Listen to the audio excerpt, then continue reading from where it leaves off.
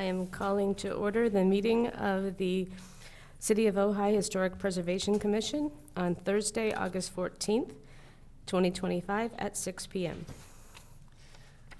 The regular meeting of the HPC will be called to order what do I have to read here? Members of the public wishing to address the HPC on items appearing on the agenda are requested to complete a speaker's card if in person and file it with the secretary. Cards are available in the lobby. Speakers should state their name for the record and limit their comments to 3 minutes or less. Should we stand for the Pledge of Allegiance, or do we do a roll call first? It says roll call. Yeah. Chair McCann. I didn't hear her. Chair McCann. Here. Vice Chair Sims. Here. Commissioner Akins. Here. Commissioner Visasha. Here. Commissioner Walker. Here. And absent, we have Commissioner Moore and one vacancy. Now should we stand for the pledge? I pledge allegiance to the flag of the United States of America and to the republic for which it stands, one nation, under God, indivisible, with liberty and justice for all. Okay. Now, we are here to approve the agenda for this evening. Does anybody want to make a motion to approve the agenda as is? I so move. I second. All right, roll call. McCann. Yes. Sims. Yes. Akins. Visasha. Yes. Walker. Yes. Okay, and now we are on to item number 1, which is the minutes of the July 10th meeting. Can we please have the museum report first? Where is that? Oh, it's the I'm way sorry. it's, Also, I'm sorry. it's the way it's Can we clipped. also have the public communications first, Yeah, and then museum report? okay. It was clipped funny, and so I didn't see it. Sorry about that, Brian. Can we have the museum report? I'm sorry. Or the Chair, public communications are first. Okay, so the public communications is a time set aside for the HPC meeting for members of the public to address the HPC on items of city business other than scheduled agenda items. Matters raised at this time may be briefly discussed by the commission and will generally be referred to staff and or placed on a subsequent agenda. Under state law, other than emergency items, no action will be taken at this meeting. Do we have any public comment on anything that has not on our agenda? No cards. No cards? Is there anybody in the audience for you, Ida? No. Thank you. Okay, now the museum report. Great. Close the public hearing, please, Yes, or public comments. closing the public comment. Great. Thank you, Chair. For the Ojai Valley Museum, this coming Friday night, tomorrow, August 15th, is the exhibition reception for Metamorphosis. Didn't really know what that is, so I'll be there tomorrow night to learn, with the Ojai studio artists. Join us from 5 to 7 p.m. to view this exhibit featuring the work of 62 local artists. It's always a fun party, and of course we offer free admission because it's third Friday in Ojai. Our last exhibition of this year will be Ojai Collects the Holidays. Do you have a holiday-related collection? We want to showcase collections of Valley residents related to any holiday and as many different holidays as possible. Collections can be small in size or in number. 3 is a collection. Read more about it on museum's webpage and on their Facebook. There'll be more updates on that. So thank you, Chair. Thank you.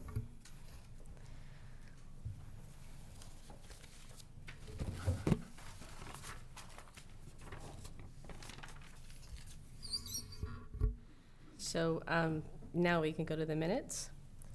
Does anybody have any changes to the minutes? Yes.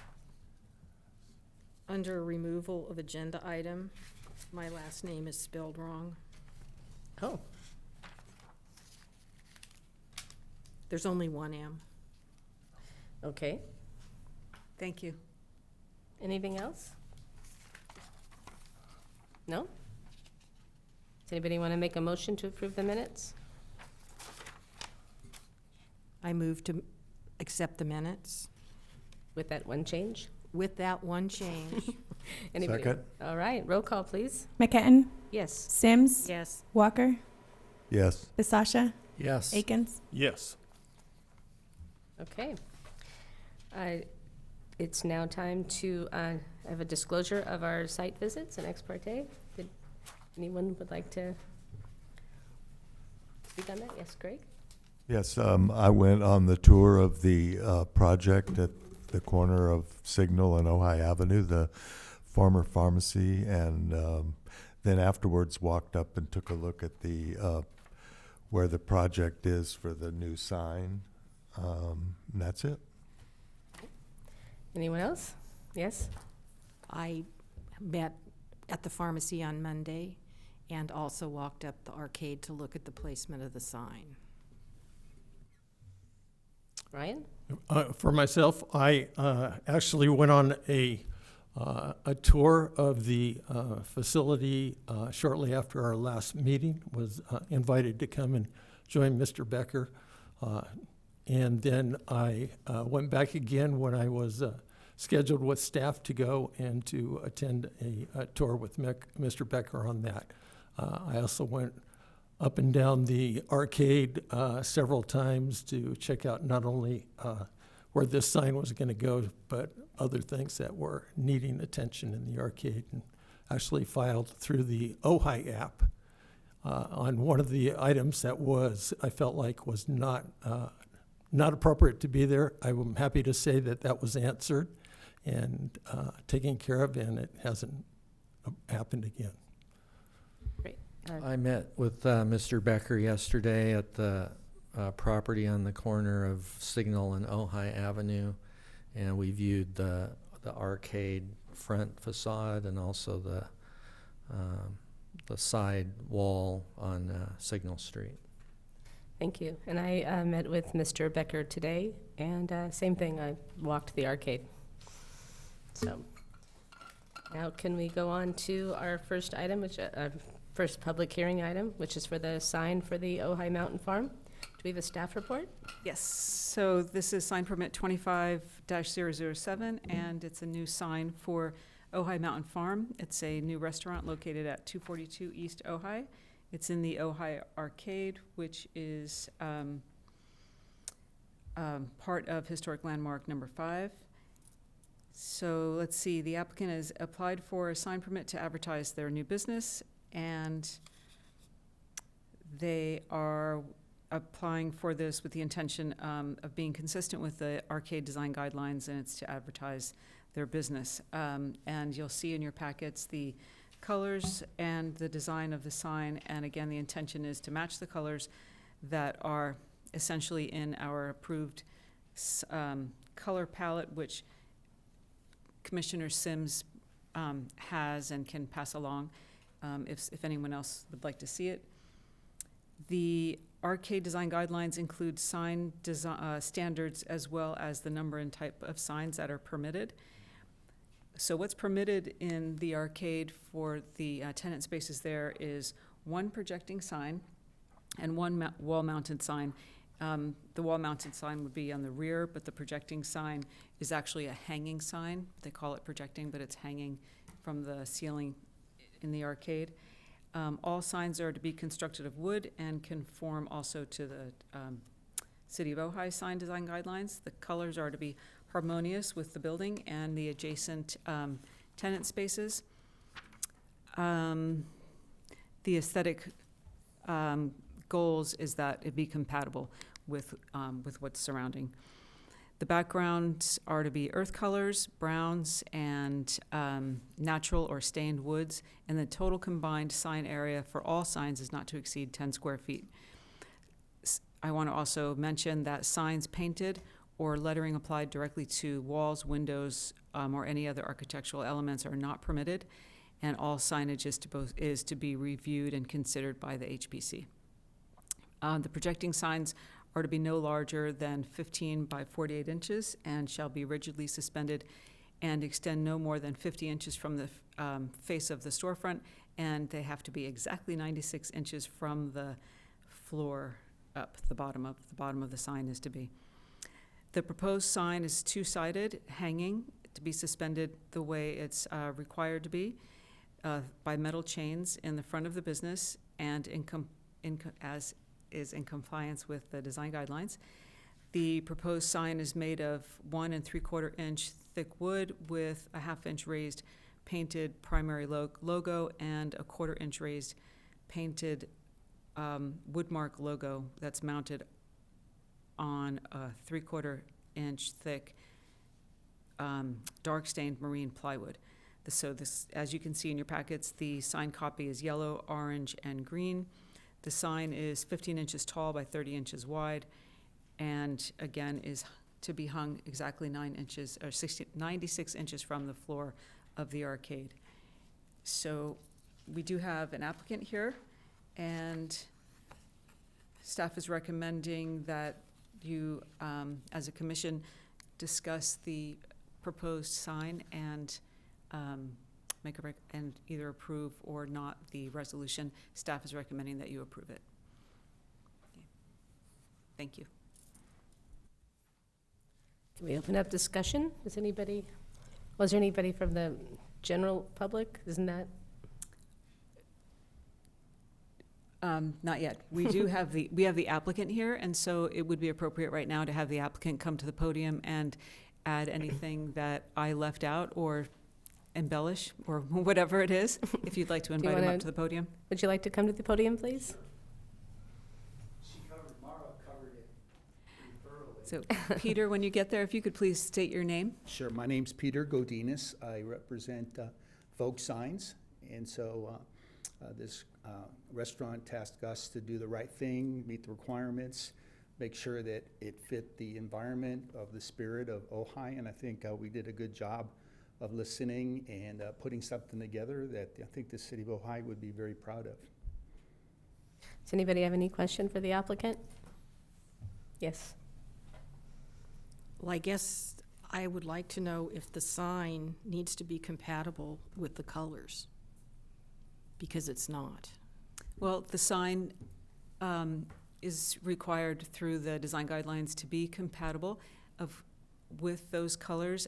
I want to say as staff that it's not, as you can see in the color palette, that it's not black and white. There are a lot of variations of color.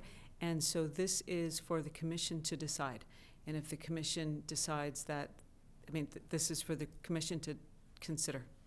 Because my concern is that the yellow, it's a beautiful sign, that's all I'll say. Thank you. The yellow, to me, and the orange are too bright.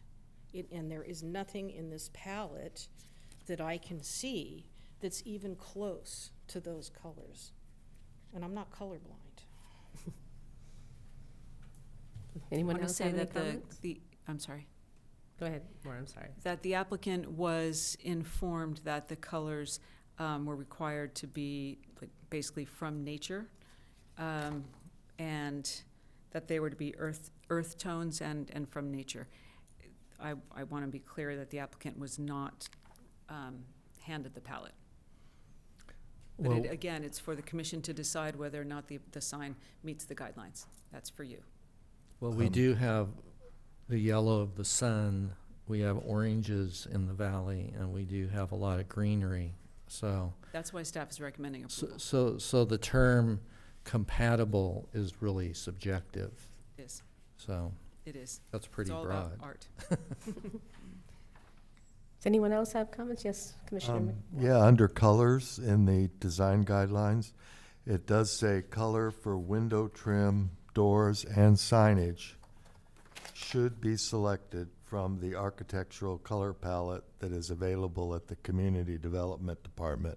So I took that to mean that the colors should be on that, because somebody at some point had approved those, the commission. It was actually the HPC at one time, and right at the moment I forget the year, but the HPC is the one that approved that. But a real important word there is should and not shall.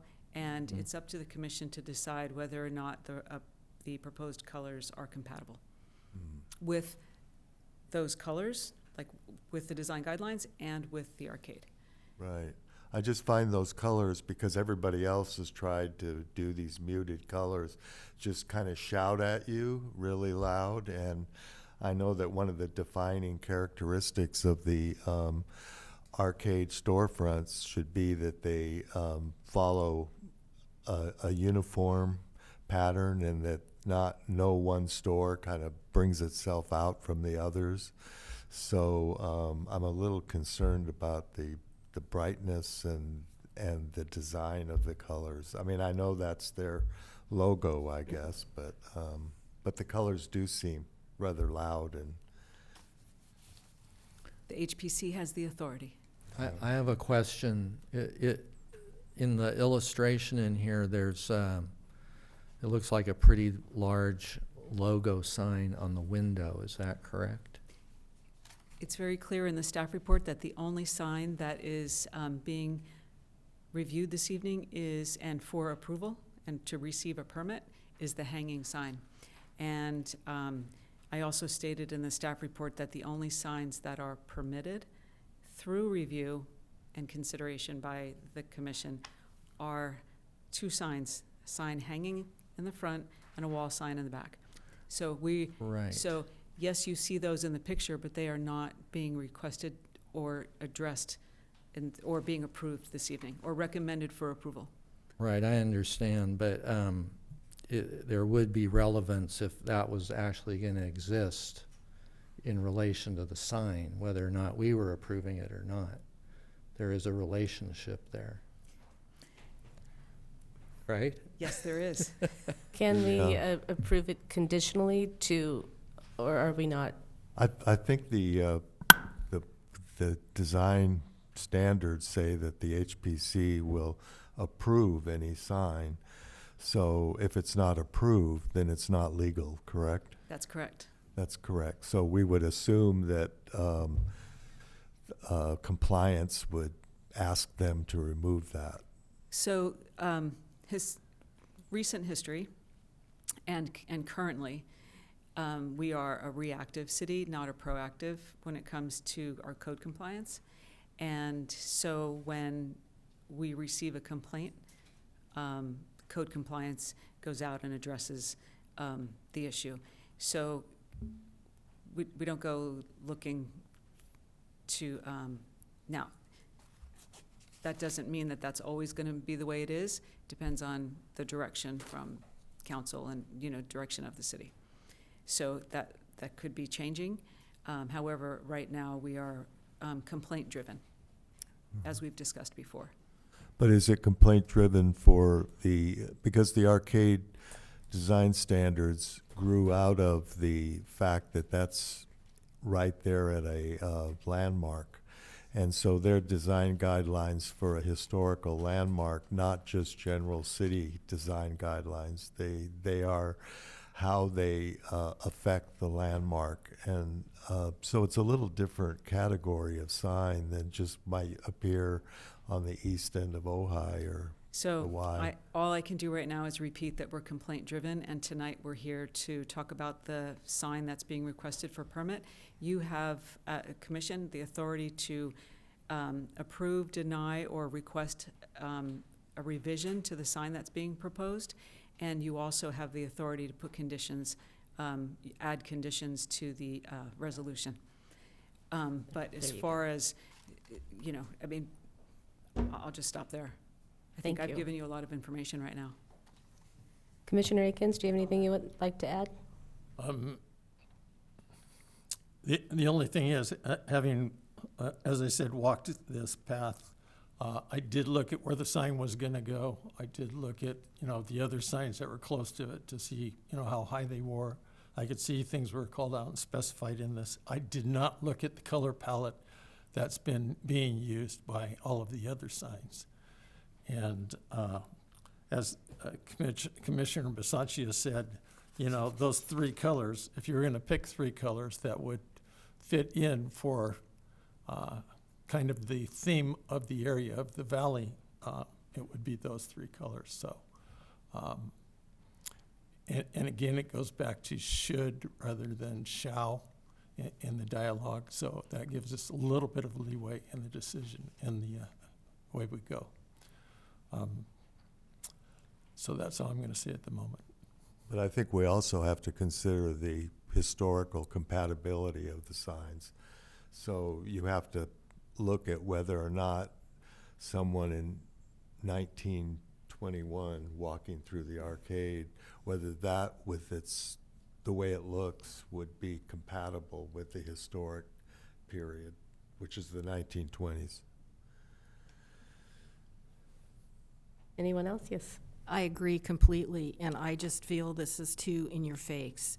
It just sticks out, and this is not the way the town would have been, as you said, back then, nor should it be going forward, because this is a historic landmark of buildings, and we do have, I understand it says shall versus should, but you can take that to an extreme and basically anybody can do whatever they want. So why do we even have any colors if people are going to just pick whatever they want and we say fine? I don't think this is appropriate. I think it is too in your face. I think if you see this up there, you're not going to see anybody else's sign. This is going to stick out like a sore thumb. And I don't feel it fits in with the character of the arcade and the historic district. The end. Well, I feel that if you follow the design guidelines to the letter, and we don't want things to be in the arcade that maybe are in there now, that aren't in compliance, that the city is tending to now. It limits the stores being able to express themselves individually. And so we give them very few avenues, if they're following the design guidelines, of how to express themselves. And one of it is through the sign. And I don't have a problem with the sign or the colors. I think the colors reflect the valley, like Rick said. So I do think that this is a historic district, but I also think that there are, the signs on the windows should come down. That's not part of the design guidelines. It should be conditional that the stickers in the windows come down. But assuming that those come down, how else are they going to reflect their logo? And it's through the sign. And so if the sign is the right size and it's hanging in the right place and it's by 2 chains and it's the right length from the bottom up, I think that having each store have some of their individuality shown is not necessarily a bad thing. So I don't have a problem with the sign. I think it looks nice. I'd like to add that staff did work with the applicant. The original sign, or the initial sign that came in, had some, I guess it was PVC, and we talked about the design guidelines and about how it had to be wood and such, and they did make revisions. I just wanted to add that. Chair, I have a question, if Yes. I could ask. So having been at the HPC meeting, and I believe the chair may have been there at the same time with other commissioners who know lots about different colors, and there were questions that came about on this document that we had. Has that been updated? So because there was a lot of discussion in that meeting with action items to look at the color palette and to update it. The other problem was that people are having a hard time even finding color palettes anymore, let alone that the companies that provide the paint are not actually making that color, the paint in that color palette. So it may be time to, again, with the commission we have, is to review the color palette and see if there are updates that we want to make to that. I'm not sure if there's a question in there. So I know, I do recall the conversation, and it has not been updated. All the colors in there with the code. I mean, colors are going to be changing probably annually, if not even more frequently than that. And so there's a code that Dunn Edwards can make that color. That color was probably gone within a year of the palette. So, but with that code, they can make the color. Right. Anyway, the colors have not been updated, and if that's something that the commission wants to do, then add that onto your onto a Yeah, so that works, was whatever. my question, and then my suggestion was that with the information that's being provided by the current commission, that maybe that color palette ought to be updated. Other than that, I agree with the comments made by the chair. Thank you. I'd like to just add something else from staff regarding like conditioning, and I think I'm the one that probably initiated the subject, but with conditioning regarding the signs that are not being permitted, I think the most important thing tonight is that no other sign is being approved tonight or being asked or suggested to be approved. And I'll stay in that direction, then I'm going to go in another one. And there's a larger, I'll call it a issue with the signs that are not permitted in the arcade, not just this sign. And it might be a good idea for the commission to trust that staff is working towards something and not condition this specific project. And the only reason I suggest that is because there is a bigger picture, and so you condition this person, and in order to hang their sign, they have to remove the other signs that essentially maybe every single person has. And so that could start something that might be dealt with in a different way, and just trust that the Community Development Department is looking into that. And then the other thing I wanted to say is, that there's something that I don't find that this commission does frequently, and that's not a negative criticism though, but again, it doesn't have to be an approval or a denial.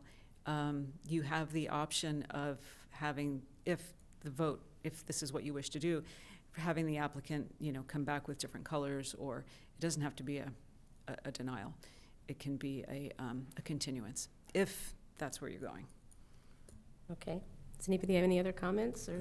Well, I would like to suggest that possibly that happen, that we ask the applicant to come back with some other examples that use more the colors that are in there. If we want to change the palette that we rely upon, there'd be a lot of people in the arcade who are going to say, well, my sign, I had to follow those guidelines, and now I don't. And now they don't, and there's been no discussion or anything about the palette. So if we wanted in the meantime to have a discussion about the palette, whether we wanted to update it, that would be appropriate to do. But I think it would be good to have them come back with some other ideas for how they might incorporate the use of the palette that we have.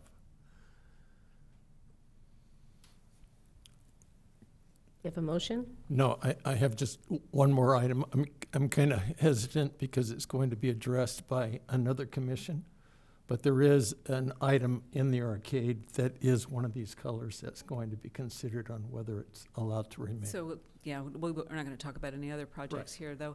And if you don't have any other questions for Mr. Godinez, you might want to let him go sit down.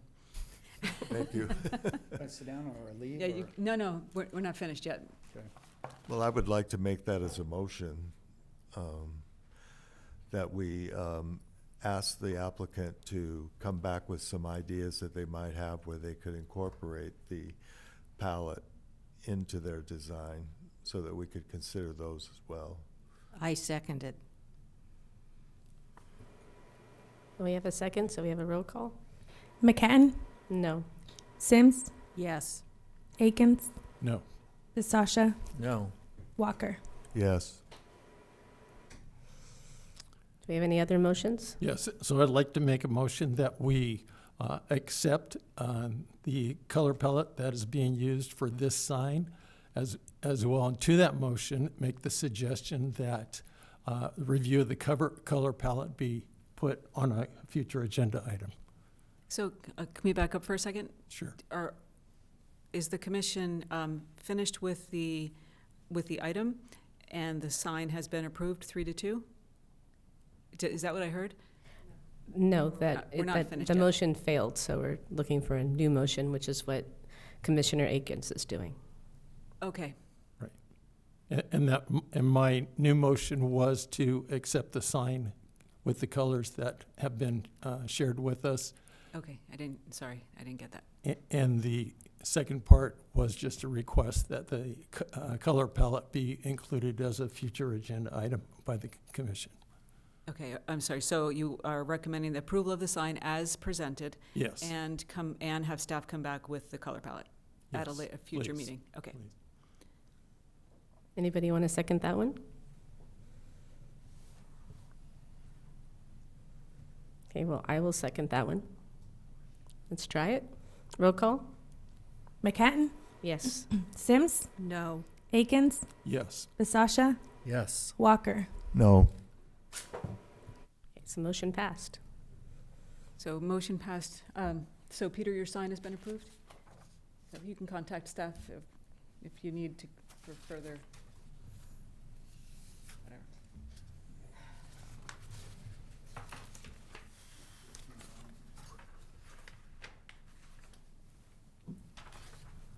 Thank you. So now we're on item 3. Item 3 is a major work permit, 25008, regarding the renovation and restoration of the front elevations of 202, 206, and 206 East Ojai Avenue, and also the west elevation address of 102 North Signal Street. The building is a contributor to the California Register of Historical Resources, California Register, listed as a downtown Ojai Historic District. And at 202 East Ojai Avenue, the renovation and restoration includes repair and repainting of the existing stucco surrounding the storefront. The existing stucco is to be repainted in Navajo white, which is the required color of the stucco in the arcade. The renovation and restoration also includes removal of the paint from the transom and painting of the existing wood storefront and window frames. And repainting a color called Saddle Up, which is a brown, and the existing doors will already be painted a rustic red. That's for 202 East Ojai Avenue.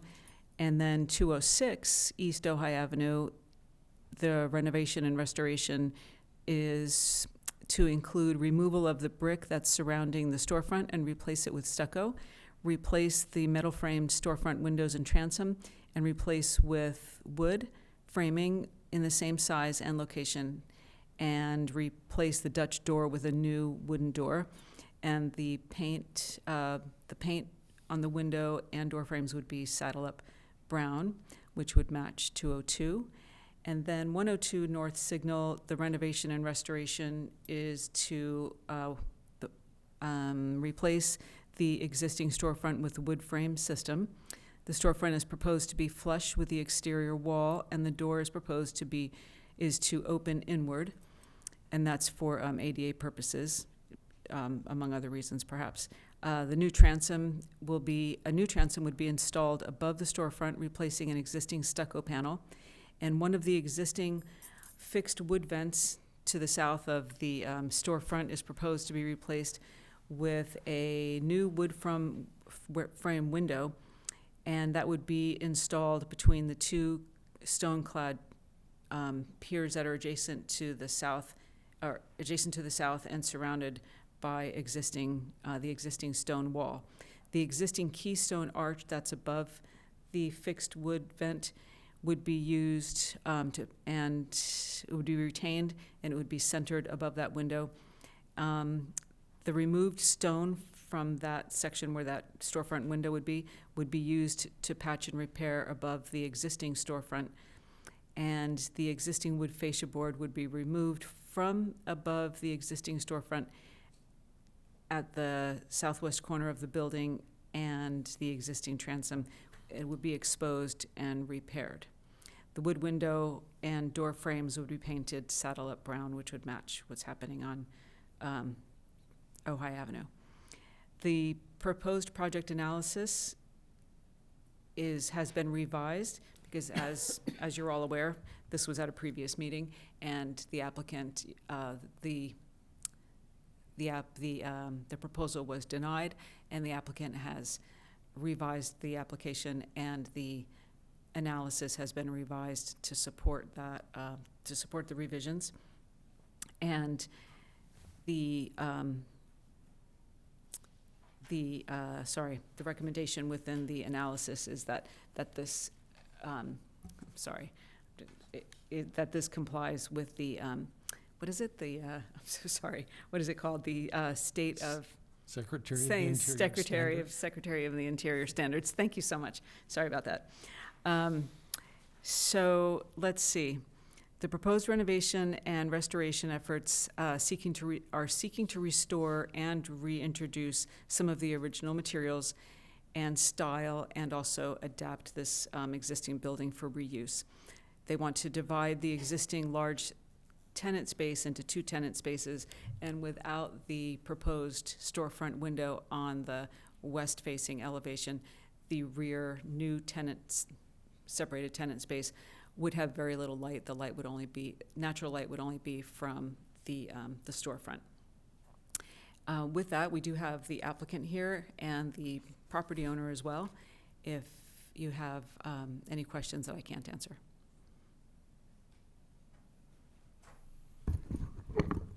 Okay, because I'm just not totally up to speed tonight. Do we do public comment first, or do we have the applicant come up first? We have the applicant come up if they have something to add or they want to address the commission Okay. Or post if we have my anything post my presentation, and then if there are no questions of me or the applicant, then you open it up for public comment. Thank you.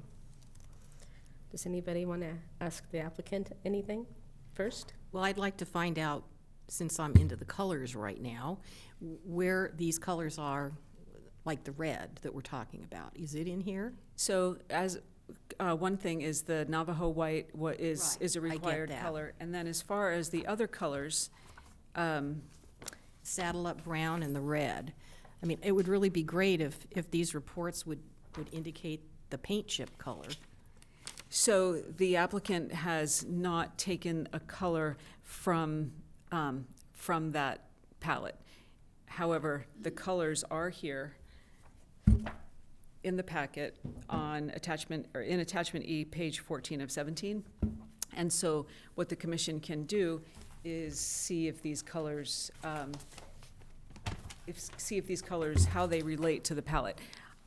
I understand what you're saying, that the colors aren't coming directly from the palette and named what those colors are, and that's good information for the future. Thank you. However, again, the colors are here in the packet that you can go back and forth with. Because it just seems like we're throwing out everybody's colors. Pretty soon, everybody's gonna just paint whatever they want, and it's up to, well, it could be, or it isn't, or whatever. And I've lived here my whole life, and I don't like that attitude.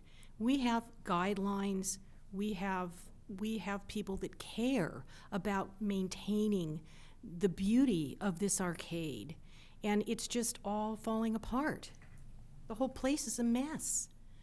We've got colors, we've got stickers, we've got junk, and that's why I'm asking, could I please have a sample of the paint so that I can see it? I don't want fire engine red, I don't want anything that sticks out. Right, so we do, just as the only one thing that I'll address there is that we do have samples, and they're in attachment E.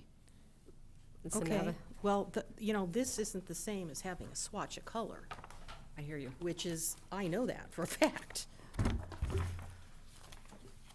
Well, I think that was kind of my point with the signs, is that we are a little bit more of a stickler when it comes to applications of paint, of windows, of, stickers and neon and what can go in the arcade. And so that's how I felt the sign was a way of letting them have a little bit of personality. And, you know, that's So kind of, that's what they're doing here? no, that's, I was saying, Separate issue. separate issue. That's why it was like the sign, you kind of have to have somewhere where, you know, and as stores change and restaurants change, and, I mean, you look at the examples, all the examples are no longer here, the Movino Bar and the local hero. So, you know, those signs are not as, I don't know, to me, as precious as painting the actual arcade, you know? So I do understand what you're saying. Although, you know, I was thinking when the last project we did with the building at the east end of the arcade, was the color, the green color that was called out for that. In the printout in our packet, it seemed very muted and dark, and it seemed, okay, it's green, but it's soft and it's got some mutedness to it. But then when I watched the planning commission meeting where it went there, they had actually a slide that showed it, and it was very bright. It was British racing green, and it was extremely bright, and it didn't look anything like the printed. So I'm wondering if when these colors come to us, we can get the samples that we can actually look at so we know what we're looking at. Because sometimes the printouts, they're kind of dark, they're shade or something, so. If I think about the district and the color copies that the city made, that Brian made, I mean, that I made, they were all so different because, you know, it just depends on the printer, you Right. know, and like this, I mean, these don't look bright, but who knows? So if we get the actual chips, the paint things from the paint store, I think that would help. Yeah. Absolutely.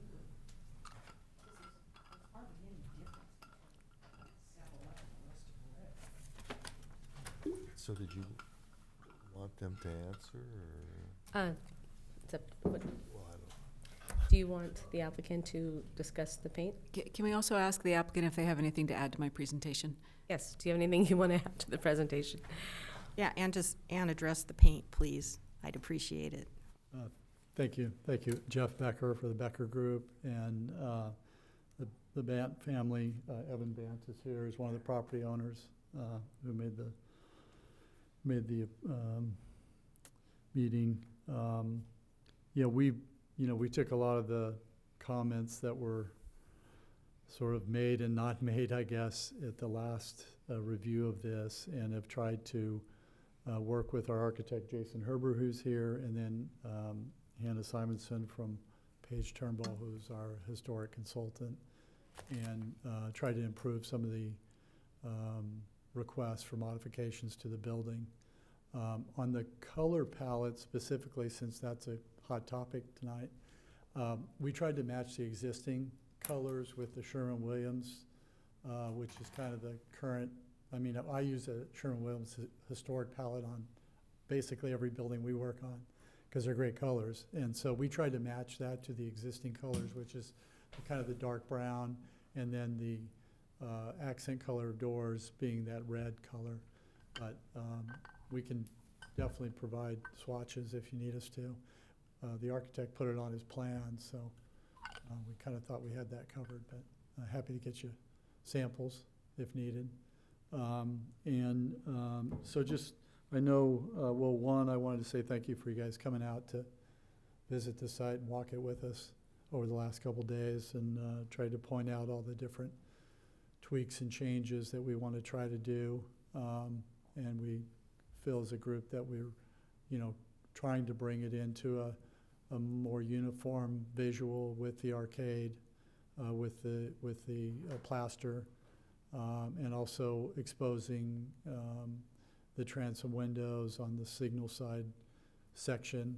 And I want to make note that we also exposed some glass transoms that had been covered up. They were not operable, but fixed windows above the front facade, which was not on the plan.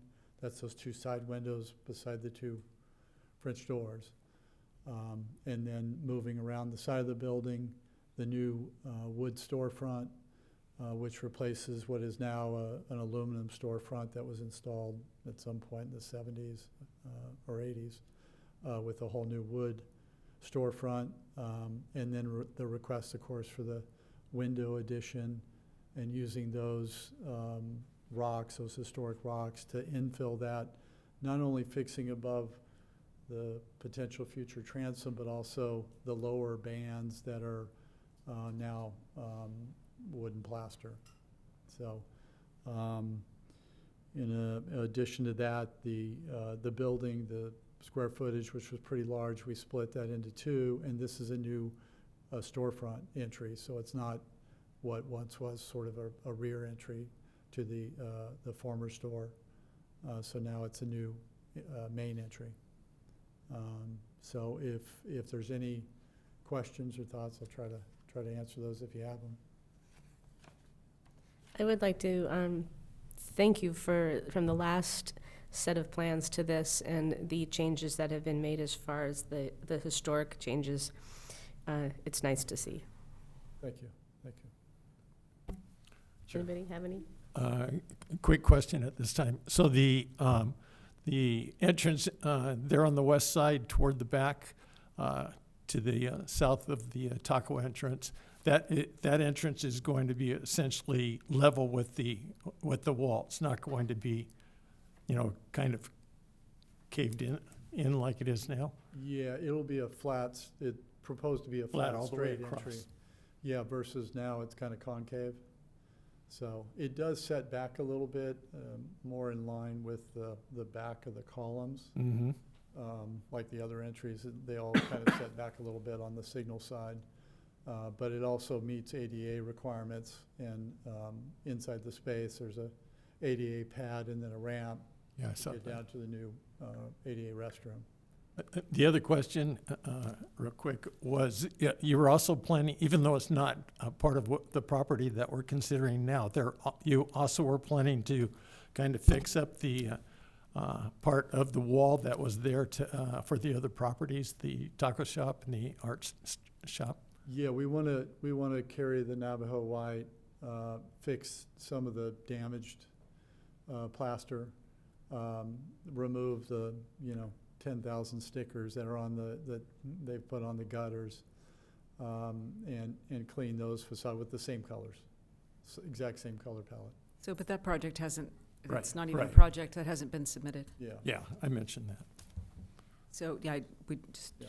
I want to be careful talking about something that's not on the agenda. Thanks. Right, and I understand that, but it is the continuity of when you visually, when you're trying to imagine. I understand. I What's- just have to follow protocol, Yeah. and it's not on the agenda, and it's not an Yeah. item that's been submitted. Understood. Does anybody have any other question? Yes. Well, I don't understand why you brought that window back. We said no the last time. The whole community said no. The community's still saying no. And that window is not appropriate for Signal Street and that wall. In my opinion, that wall needs to stay a wall. It's been a wall for many years, and it needs to maintain itself. And this valley does not want that window there. I haven't heard one person say they want that window there. Everybody I run into says, how can they be doing this? You got to stop it. It's terrible. Well, And we told you that the last time you brought this to us, and now it's back again. The rest of the stuff, that's great. But this is not okay. well, I appreciate your opinion. This is not dissimilar to the two windows that are in the front of the building. This building was originally a livery, right? It was a horse livery. That doesn't matter. Can I This is- finish? Sure. Okay, thank you. It was a horse livery initially with wide open access to the building. It morphed to an auto livery as things changed. The world changes. Then it became a retail storefront. So they added windows on the side, those two windows on the side. They built the tortilla factory storefront, which was a food use, and then you have Dan's gallery there. So all those things over time, they do morph, things change. Uses change for retail buildings. And so we're adaptively trying to reuse this building, this section, and make it a little bit more presentable for a retail user to give it life for the next 50 or 100 years. this family that's owned it for, 60 years, plus or minus, is investing a fair amount of money to fix not only the inside, but also the outside. This window would be probably a $40,000 to $50,000 investment in it, and it's roughly a 5x9 window, or could be a little smaller if that was the desire, but it improves that side and gives it a future and a history. That's I'm in your the- opinion. That's your Excuse me? opinion. That's your Yeah, opinion. just It's like not you the have your opinion. I'm just Well, giving you have a mine, that's all. community of opinions too that you need to respect for people like some of us who have lived here for more years than you've been up here. Well, I've been here since 1995. Well, that's- myself, you're and young. raised my family. You're young. I've been here Getting since older every day. 1962. Do you have any other questions for the applicant? Anyone? Rick? Craig? No? Okay, so I think we're ready to discuss this. Thank you. Thank you. You have pu- audience? Public comments? Yeah, do we have any public comment? Is there anybody online, Ida? No. All right, then close Oh, public we do comment. have, actually, the You applicant, have one. the property Oh. owner. Mr. Hello. Bat. When you come to the podium, please state your name. Yes. Thanks. Hi. Hello. Sorry if I seem nervous. My name's Evan Batts. I'm half owner of the property. Like Lorraine, I've been here since the 60s as well. Okay? My father was a pharmacist there in the late 60s. I don't know if you maybe knew my dad. I used to call prescriptions in for my husband to your father, so I Right. know very well. He loved the city, right? I grew up here as well. I went to OVS, lower campus, for a little bit when he got sick. I remember going to Mighty Bite, Ojai Freeze. I went to all these places. I went to Glassman's Playhouse. We had a charge account at Rains. Everybody knew each other. And what it seems to me that a lot of people in this town, they talk about social media and are saying, well, we don't want this. But where are they? You don't see one person here that's hot, that doesn't want this here in the public. Okay, maybe one person. And Okay? we do have a lot of letters. And there's people online, but people should be. There's things like Jeff said, things morph. Things change. We just can't keep it all the way it was. So I'm just looking at my chicken scratch here. Just like Craig was talking about with the sign. Things do change. I agree with you guys in regards to the palette. We've spent a lot of money into not only the interior of the building, but the exterior of the building, taking care of everything you guys wanted in regard to the transit windows, to the color, to fixing the alleyway. We're doing an asphalt in the alleyway, fixing the sides of the alleyway to beautify the city. Because we all want the same thing. We all want the beautification of Ojai. So, what I think we're asking for is not anything major, personally. Just like Jeff said, this was, a horse stable at one point, and it morphs throughout time, in the 1920s, this place was built, right? The arcade was built, then there was a fire, it was rebuilt, and it morphs through time. It changes, the Mighty Bite, no longer here, but we all loved the Mighty Bite. Ojai, Frosty, we all love that. I wish we can go back to the 70s, or the 60s and see how Ojai was back then. But time changes, So, I wish that the city, the council, as well as the people of Ojai would see that this is the best thing for the city. You keep on shaking your head, but, these are important things. What would you like to see happen? Lorraine? And this is going to make people angry, but Okay. I'm willing to stand up and say it. It's all about money. It's all about renting the space. It's not about maintaining Ojai as it has been. There's nothing wrong with history. I have traveled this world, including to China. Things are old. Things are maintained. Right. Things are not torn down. Holes are not punched in walls. And I resent having this wall that's been here for so many years, saved the arcade from a couple of fires, as I recall, because you want to rent the space and divide it into two to make more money at the expense of the beauty of the town. And I'm not saying this to be nasty. Please don't take it that way. Okay. It's coming from my heart. Through all of my travels, through everything. Right. And all of the people in this town that I know very well. And your father was a lovely man. Thank you. So that's why I keep shaking my head, because if we continue to do this to the valley, whether it be with all the colors, with everything else, what are we going to have left? This town is not as old as people perceive it to be. It's very young Right, it is. compared to, Beijing, Prague, Vienna, all of these places. And if you travel and see these places, you will have buildings that have been there for centuries that people love, and they don't tear into the walls. They make the places usable the way they are. Well, I agree with you. But like if you went to the pyramids, you would see they would have to put stairs in, they would have to put ADA compliant things in to help people. We made that space ADA compliant to make it for federal law, correct? So people can enjoy going to the store. So that's taken up the majority of the space. All we're asking for is a window, small window, so people can look in and a retailer can But why do people benefit. need to look in? There are a lot of stores in the arcade that have one window and there's plenty of light. I mean, then turn on some lights. It's for display purposes, I believe. Is that not correct? It's for both. Right. And I don't agree with that. This is not about money, in my opinion. It is about maintaining the historic nature of this town. Well, And you it- just said it was about money. So now you're It, kinda well, it is, because that's you're for you contradicting and your family to make more money. I don't think so. Well, okay, Again, that, let's not make it personal, let's just I'm keep not on. making it personal, because it's not a personal statement, it's a fact, because you'll be able to rent now 2 spaces. Well, That has been rented as one space for many, many, many years. And now the pharmacy that was there, that was a very important part of this town, people went there. They picked up their prescriptions. They had chats with all their neighbors. They went across the street. They picked up their mail. It was the center of town.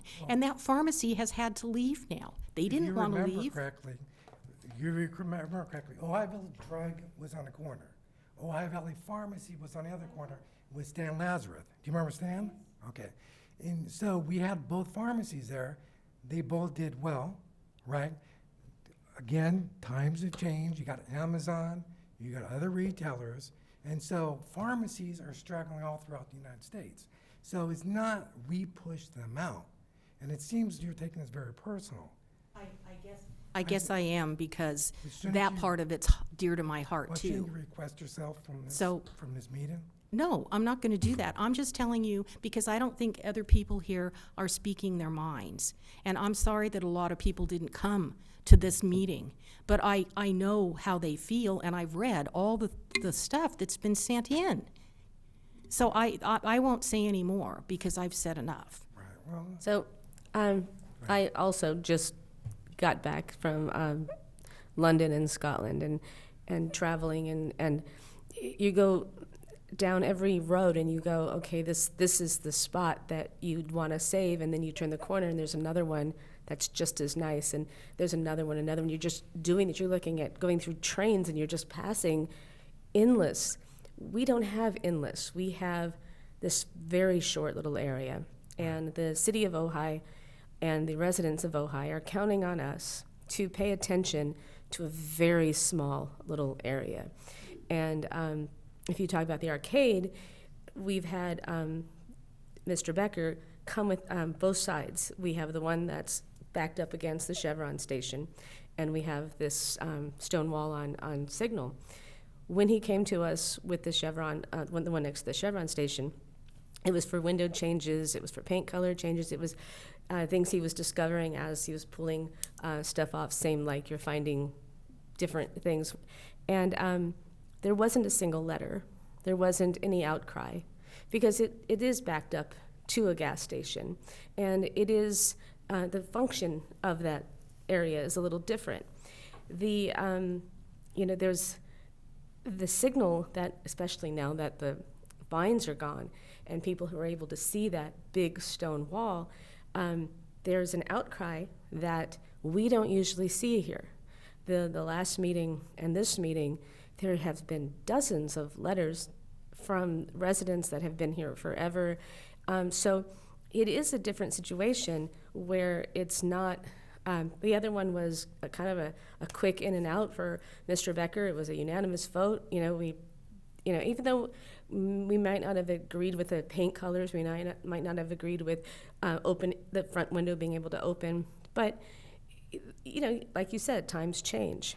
But when you have a community that is reaching out to us and saying, please keep the integrity of that wall, we have to really not just think of the future, but we have to look behind and forward and present and really take it all into consideration. So I think that's what we're doing here, and that's why maybe this is getting a little bit more attention than the one that's next to the Chevron station because of its visibility and because of its location. But so I just want to remind you of what a tiny little area we're talking about and working to save and protect. So the people, if you look, like when we were standing out in front of the building today, when you're looking at the post office and you're looking at the arcade and you're just like, besides maybe the signal, the light itself and the cars, you really would know what era it was. It could be the 50s, 60s, 40s. I mean, it's amazing that that little area has maintained its integrity. And that is because of owners like you. That is because of storefronts. That is because every one of us has to be stewards, including the city who takes care of the front of it, the arcade. That's the landmark part of it. So I just think that we are tasked with being really focused on it right now because of what is it? When so much happens so quickly in an area, residents are getting a little nervous because Ojai is something that's special. So it's. No, I agree. I agree with you. Ojai is special, and we want to keep the integrity of Ojai. And I appreciate everybody on this board, giving me some time to speak about it and giving Mr. Becker time to speak about it. But we also have to look at the future as well. You keep on shaking your head. And you can do that if I want to. No, that's fine. No, and I appreciate that. We're all entitled to our opinions. But the issue is that, what is for the best of Ojai? What's best for the citizens of Ojai? The citizens that are going to speak, the citizens that, feel passionate about it, where are they? If they were passionate, they would be out the door right now. I mean, I live in Palm Springs, and when the subject comes up, there's people out the door. You got hundreds and hundreds of people, going out of here. Where's anybody here? We get letters, and that's exciting for us. Well, I know, and because, like I letter- said, with the project Right. next to the Chevron station, there wasn't a letter. So when we are getting these letters, it's exciting to see. People don't show up like they do at city council meetings, but they do voice their opinion, and they're counting on us to read those letters and to really weigh it out, and that's all we're trying to do No, here. I understand. But I think, maybe some people have biases on this panel, Bias? Could you explain that? Well, I mean, instead of listening to me, you're shaking your head. And I don't, I just. And you continue to argue. I mean, these people that send these letters, these are people that in their comments have said, we are asking you, the HPC, to protect our community. Thank you very much. That's what we have been tasked to do. They don't have to come here. Those letters are from people that I didn't call them, I didn't contact them. I know most of them. I know where they stand, and we're here to follow their wishes, and that's what we're here to do. I understand, and I appreciate that, and I appreciate people's opinions, right? But I also heard somewhere that someone sent emails out trying to gather troops up as well. That wasn't me. Well, I'm not pointing fingers. I don't know, but I'm just saying I've heard this as well, which is a kind of against policy, I think. Yeah, I don't. So I I mean, don't think it came from the HPC, but I've heard that throughout the town. So, again, I grew up here as well. I know a lot of people that lived here that live out of town. That live in Palm Springs that are from here who have family here. And the thing is that sticking to the subject, we all want what's best for Ojai, and we want what's best for the people of Ojai. The building's been our family since the early 70s. We're doing everything the city wants, taking care of the windows, doing the painting, fixing the alleyway, doing everything for the beautification of Ojai, and at a substantial expense. Yes, at a substantial expense at our expense. Not the city's expense, our expense.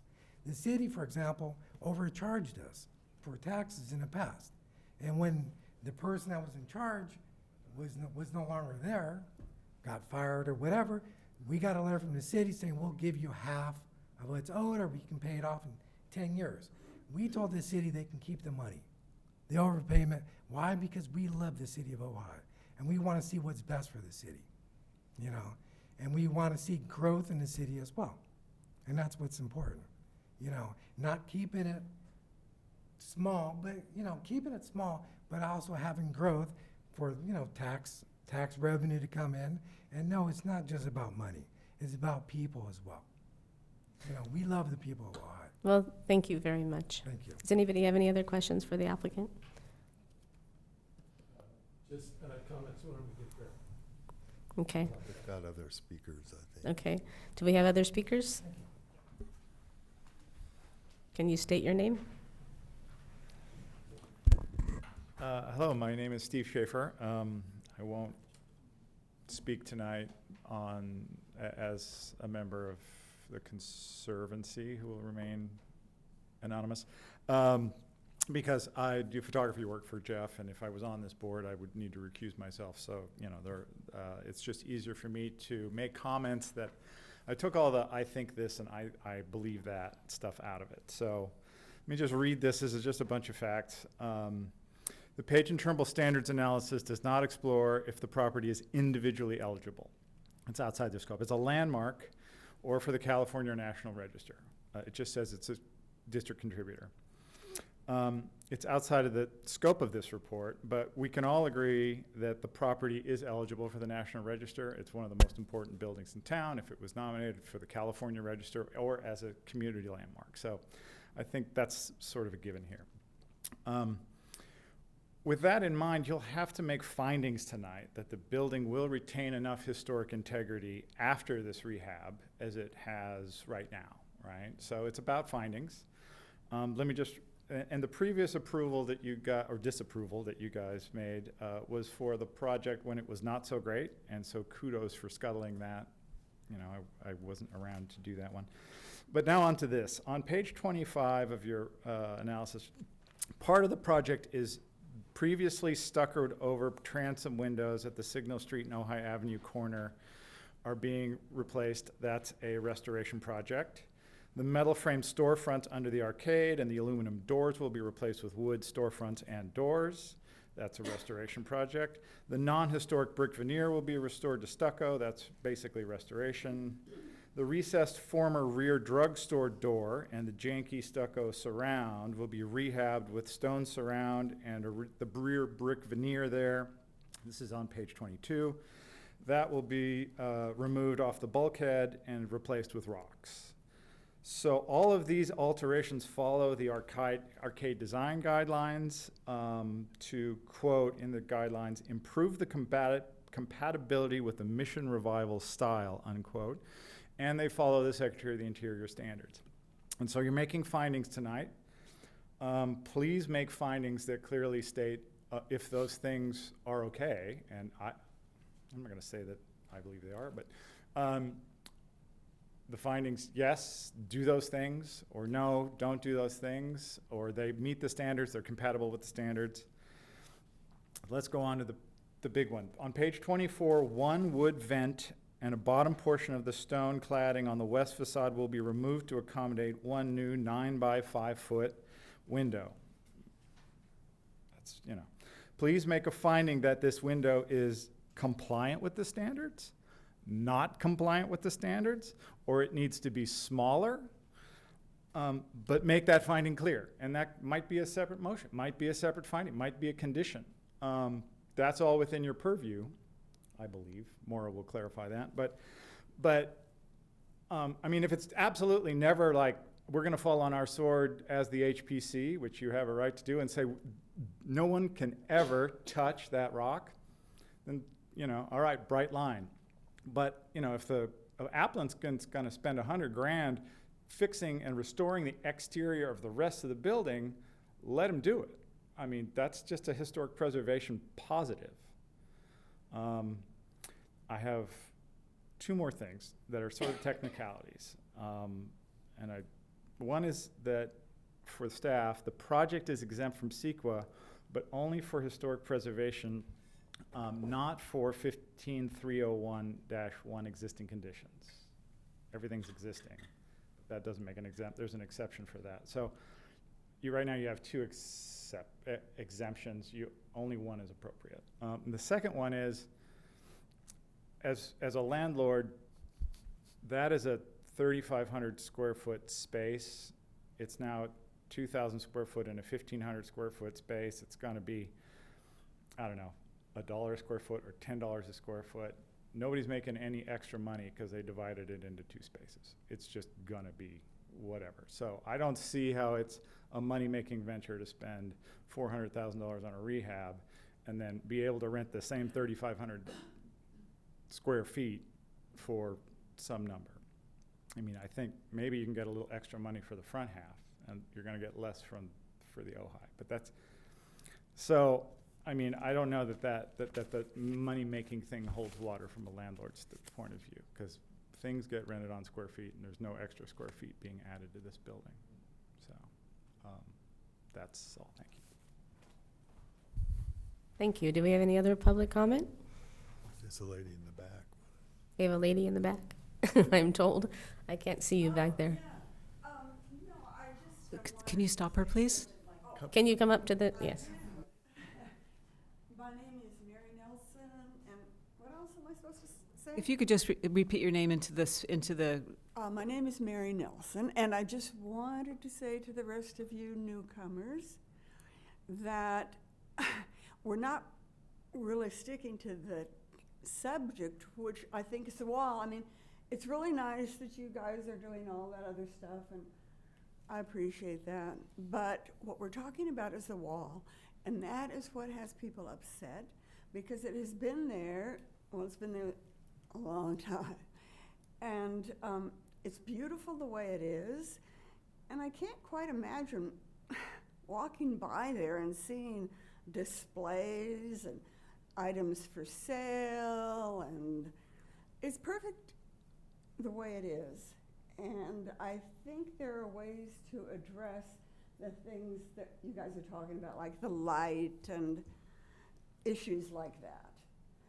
And so anyway, I just want to say that, yeah, I think the wall should be just left the way it is. Thank you. I'm going to close. Do I have anybody online? No. Okay, I'm going to close public comment. Anybody like to open a discussion here? Craig Walker? Yes, I would like to speak to the historic report, because I had some issues with that. When we redid the language for our historic ordinance, we wanted these reports to be independent and to be non-biased, and it seems to me that this report is intending to support the project and to create reasons why the project would be okay, instead of taking an independent factual look at the different historical features of the property. One thing, for example, they say that the division of the existing tenant space into 2 units requires a new window, as if that was something that was required by dividing it into 2. And I would just like to first point out that the division of that, as Loran said, Commissioner Sims, that property has been 1 unit for almost 100 years now, since 1927.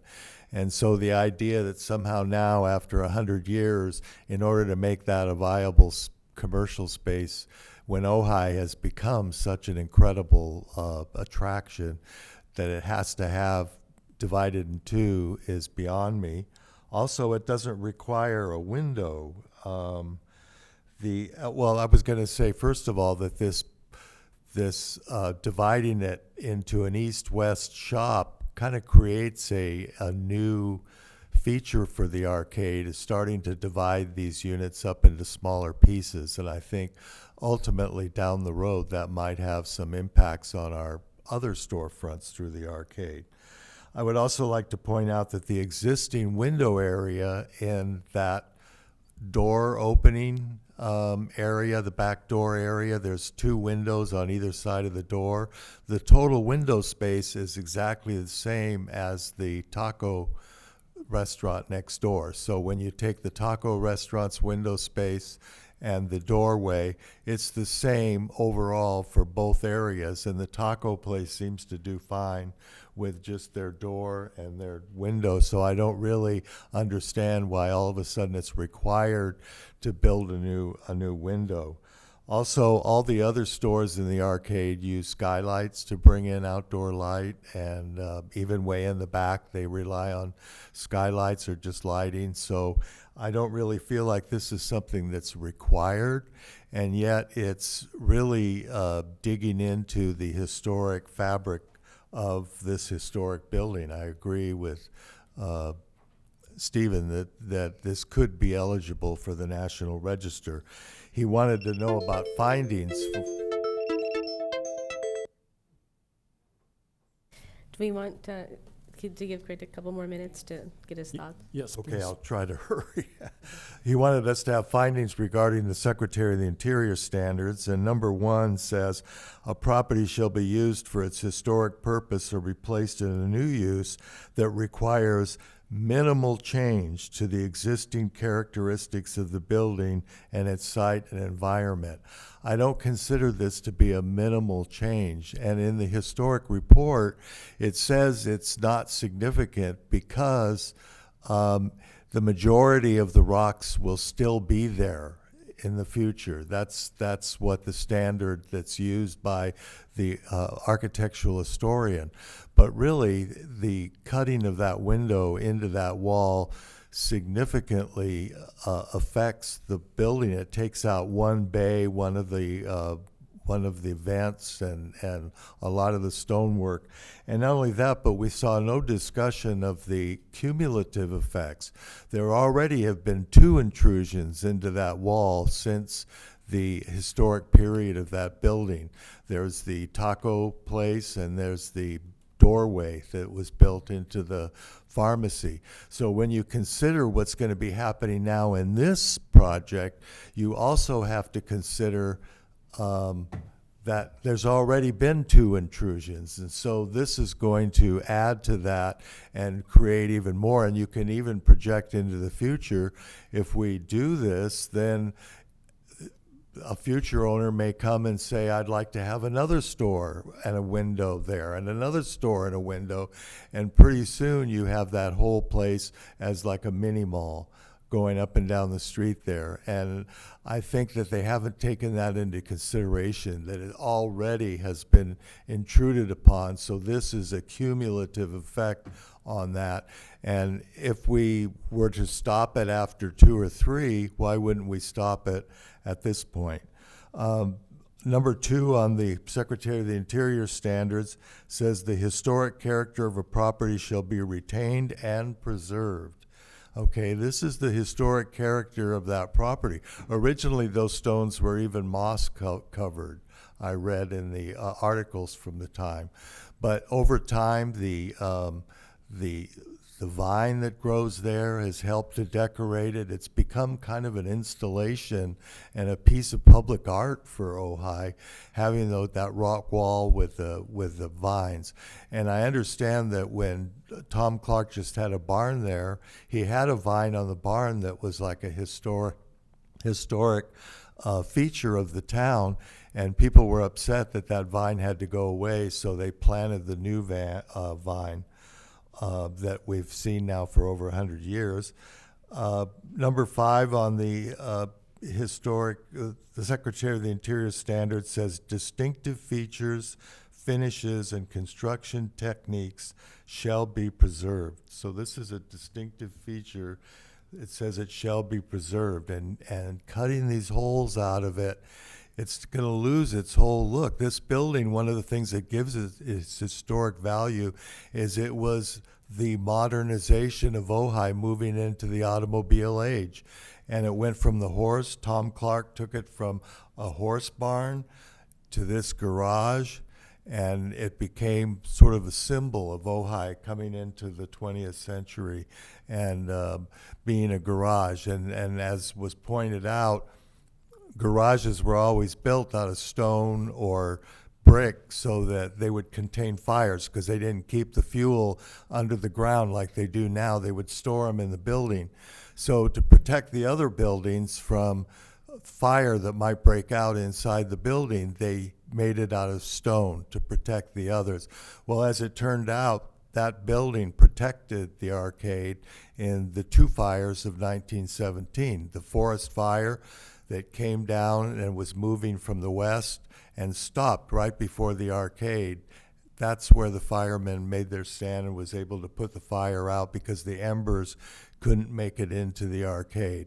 And then only a few months later, with the arcade fire, there's stone all the way around that building, all 4 sides, except for the front now, I guess. And the fire burned up through the arcade, hit that stone wall on the east side of the building, and went back and was stopped by a brick building further down. So it literally saved the arcade from collapsing and coming down. Also, number 9, it says new additions, exterior alterations, or related new construction shall not destroy historic materials that characterize the property. And that's what's happening to it. It's not necessary. I think the public will be really horrified to see that happening, and I would really urge that be that part of it. I like everything else. I think you've done a good job with the front of the building and with the front windows and the doorway leading in. Just that window is a bad idea. Thank you. Thank you. Anyone else? Yeah, I'll go ahead. Thank you, Chair. So it's kind of a scale to me. And part of the reason why I went there 2 times was just to understand exactly what was taking place. There are modifications that have taken place since the last time we met. Now a window rather than another door. The things I appreciate are the fact that in this project, the front is being cleaned up. I will never touch one of those walls and hopefully not scratch my back on it. It would tear them apart. What's been done to the front of that building is just horrendous in looking at it in detail. The added brick that was put on the east side of the building and then continued into the other building we're talking about there, that's being removed and replaced and restored to what it was originally put in place is going to really make a difference. Cleaning up the side windows, the wood ones that are kind of up above that have been covered and aren't clear through. I talked to Mr. Becker about that, and actually the light from inside will be able to be seen from the outside. In removing the window, if that were to take place, that would free up the rock that's available. And if you look at the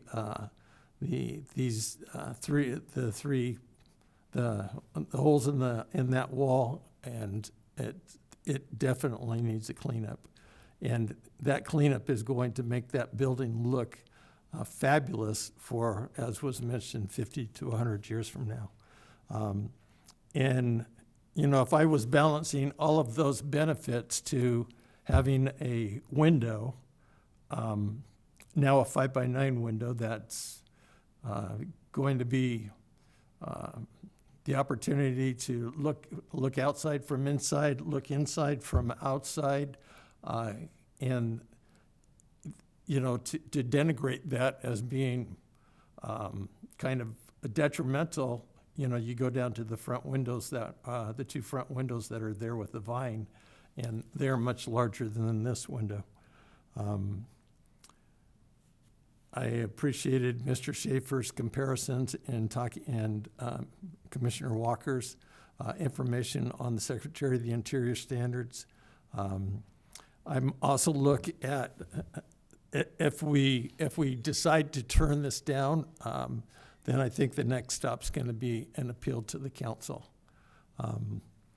They're going to look at several things, what we talked about here, what we heard here, the questions that were here, but they're also going to, where was I going on this? They're also going to look at, do a weighing on what the benefits are. The benefits, in large part, in splitting the property is the fact that it has the option now that it will be more likely to be to have renters that will go in there. I'm sure people can appreciate having it open, having it a business inside, employing local people rather than just sitting empty as it is now. So, where picture? So again, there are a lot of benefits, and there are a lot of good things that are going to come about with what is proposed on the restoration and the renovation of all of the different issues that I brought up, from the front to the sides to the windows to the rock work that's going to be finished and replaced and will look beautiful. But where's that rock going to come from? And in fact, with the window going in, proposed to go in, then the rock from that would be able to beautify that west wall. So, just my thoughts. Thank you. Anyone else? Rick? I remember your dad, and when I met him, he said, my name's Len Batt, and B-A-D-T, but you say it like a baseball bat. Does that sound familiar? I say that all the time. Well, I'm very much in favor of the integrity of that wall. It's a pretty unique wall. But as a general contractor, I also think of, well, how could you possibly solve your problems? And I can relate to that because general contractors have to find an answer. In our first meeting that we had here a couple months ago addressing this question, I had suggested a skylight for light in there, which is not uncommon in the arcade in other businesses. And I'm not talking about a small skylight, but one that throws a lot of light in, and it can sometimes be really unique light and can make the inside of a space more unique actually than what a window might throw in. So that's kind of where my thoughts go. It's like, well, how do you solve the problem with a light? Now I know that doesn't solve the problem of possible customers looking in or displaying merchandise or whatever, but let's say it came down to perhaps that might be your only viable choice. I mean, it might be something to consider. And also, I'm not sure if we were to vote this down and it goes before the city council, I mean, how much time are you looking at there versus putting in a skylight? And I know that's not what you want, but I'm just trying to suggest a possible alternative where you still get something that you want. But anyway, that's all I had to say. Thanks for coming all the way from Palm Springs to be here tonight. Thank you. Anyone else? Lorette? I would like to say that we don't have to imagine the space because the space has already been subdivided. So when I went there today, it happened to be at a time when it was the afternoon sun just gleaming through, and it seems like the light problem was not there. It was that back little corner which did not get that light, but I don't think the location of the window would solve that problem anyway. But the two spaces, that's already done. It's not a theory that maybe if they do this window, they have, like Craig was reading, that it's a necessity to build this window in order for the space, and the space is already separated, and so you can go in there and you can get a feel of what they both feel like, and like I said, the dark corner would not be solved by the window. The window would, in my opinion, is more for display purposes, or if it's a restaurant, to have tables that can look out, but it's that dark corner that is not going to be solved. So I just wanted to acknowledge the fact that the division has already happened. We're not talking about a future project. The two spaces are done. So I just wanted to say that. Well, I would make a motion that we accept all the parts to this work permit application that involve the front and the back door and the side window, the existing older windows from the 1927, but that we not approve the new window on the side because it impacts the historic character of the building too much. And it's not really, I think it's Would you consider just separating it and seeing how the vote goes? Instead of saying a no to the window, do a motion for everything else except the window, and then we'll do a second motion for the window, and You mean do the first motion to be for the window? no, the first motion to do everything else. That's what I'm doing. Yeah, but you said and a no to the window. So Yeah. can we do it? But I don't want to go for the whole thing because then Yeah, I think that would be saying something, making a motion I don't agree with. no. I meant doing a motion for all of the new changes, sans window, no window, and Yeah, and that's then what do I'm a doing. okay. That's what I wasn't sure. So, okay. But then doing it after we do a vote on that, then seeing if there was a motion to either approve or deny the window, keeping it separate. No, because if the first one passes, then the window's denied. True. I'll second your motion. So the motion, Can we repeat the motion, please, Craig? Yeah. The motion was to accept the other aspects of the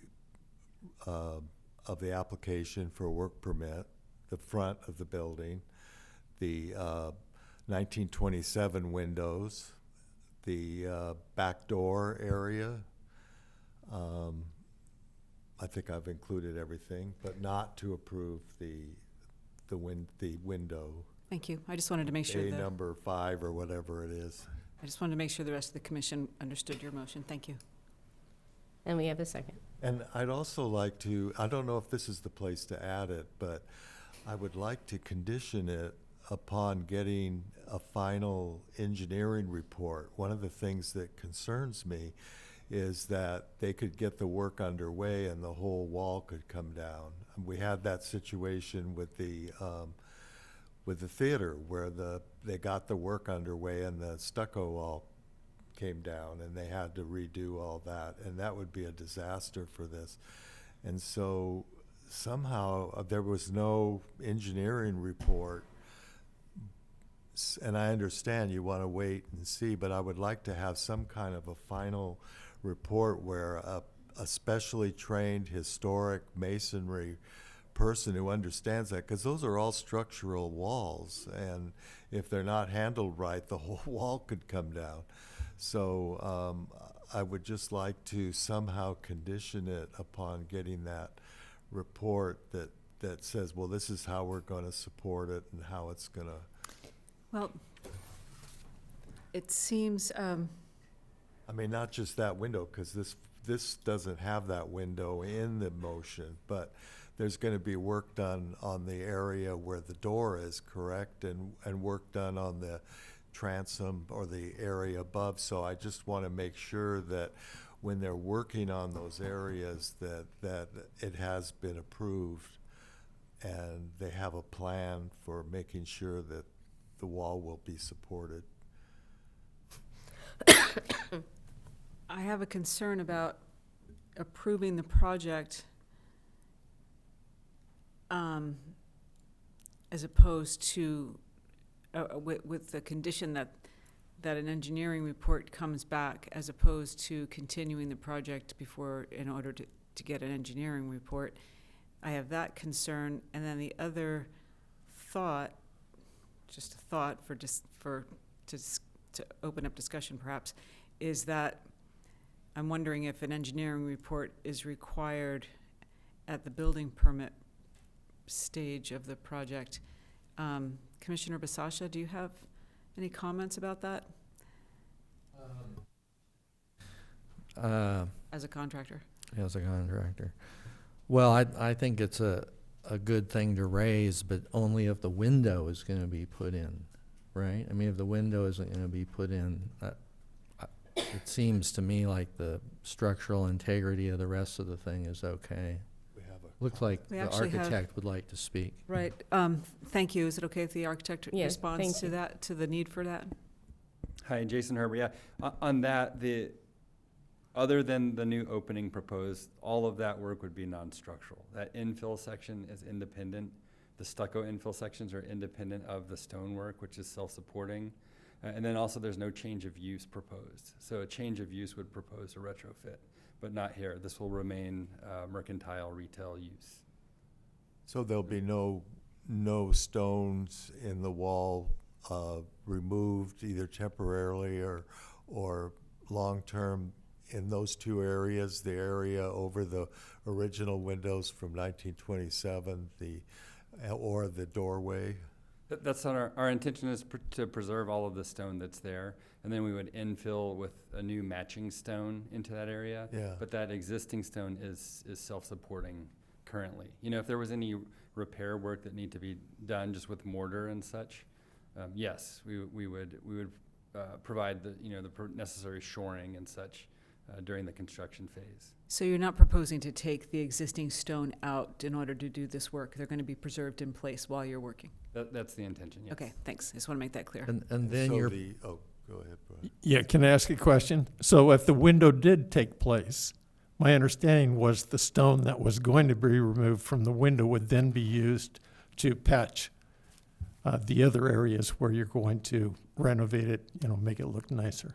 So Yes, that's But what it we is hope to river do. rock. I'm sure they can find I'm stone. if we're going to have historic stone, keep the historic stone There's and no use it. special historic stone. Don't- It's all It's all historic. historic, yeah. Then Stone why is are we stone. why are we spending all this time talking about Okay. keeping the historic stone? So I Yeah, have I'm just verifying what I had heard, that if there was a window there, that stone would be repurposed, not just thrown in the river. That would be the intention, yes. Thank you. That would be good if they did that. and Jason, can I ask you something for you to clarify something? So there actually is going to be a support. So let's say that the window gets voted in.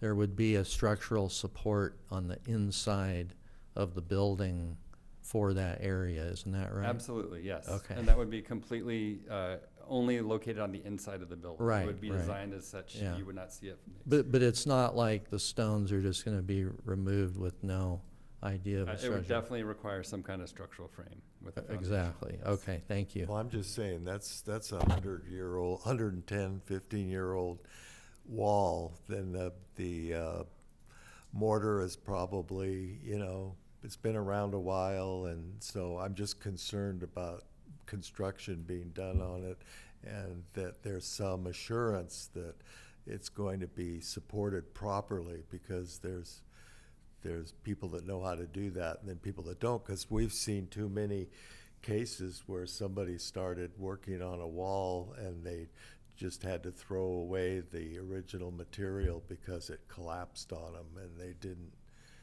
they said, oh, well, what's the difference? We'll just put this new stuff in there, but it's a historic building. Right, we certainly hope nothing falls down during the. Well, we hope so too.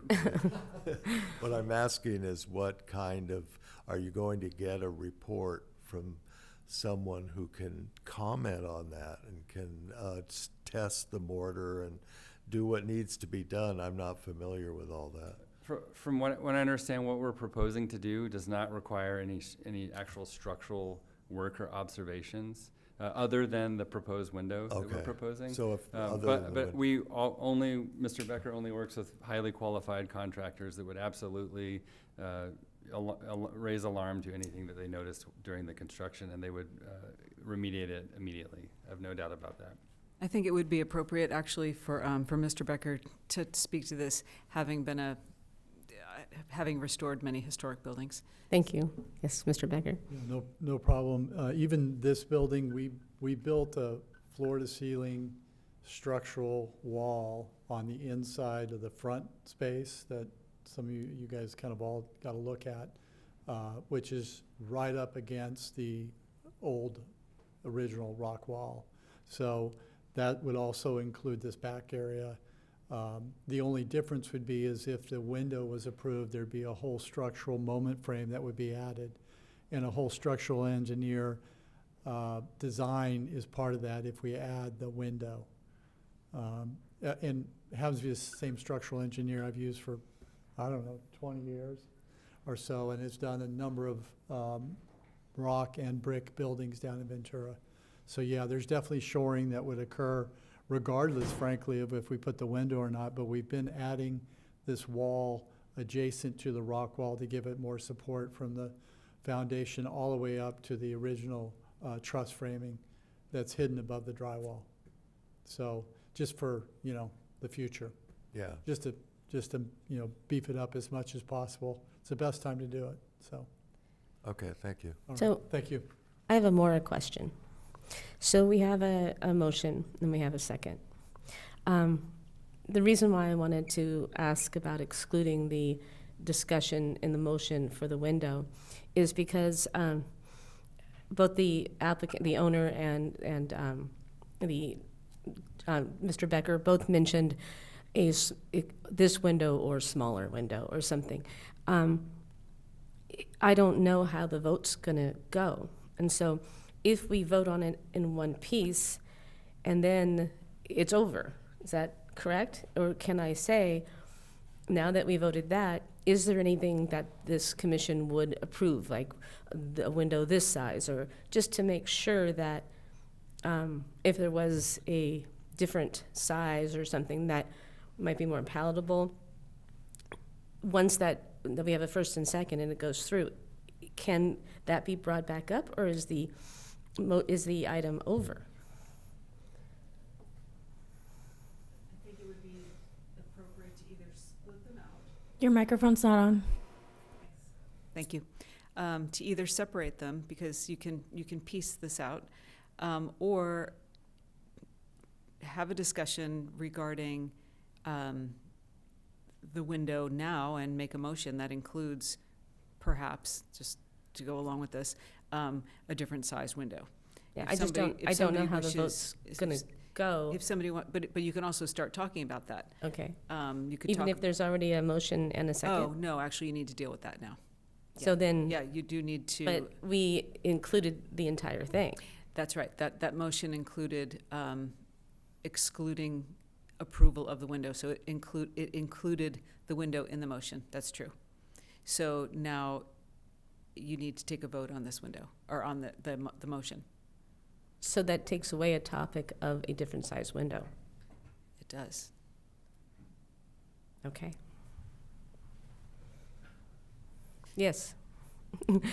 Our councilwoman. Yeah, just some procedural rules. I mean, if you could also take back the motion, you could also make a friendly amendment, or you could make a substitute motion that would come before the original motion. So someone could make a substitute motion to say blah, blah, blah, and that would be the first motion that would be voted on. Because there was a motion and a second, and since it wasn't voted on, right now it could stop and be adjusted? Is that what you're saying? Absolutely. Okay. Absolutely. So your options are to have a friendly amendment, or, to say, okay, I'd like a friendly amendment, or to say I have a substitute motion. And that substitute motion is the first motion that's voted on. So you could say my substitute motion is this, and then you could vote on that. And if that did not pass, then you would go back to the original motion and vote on that.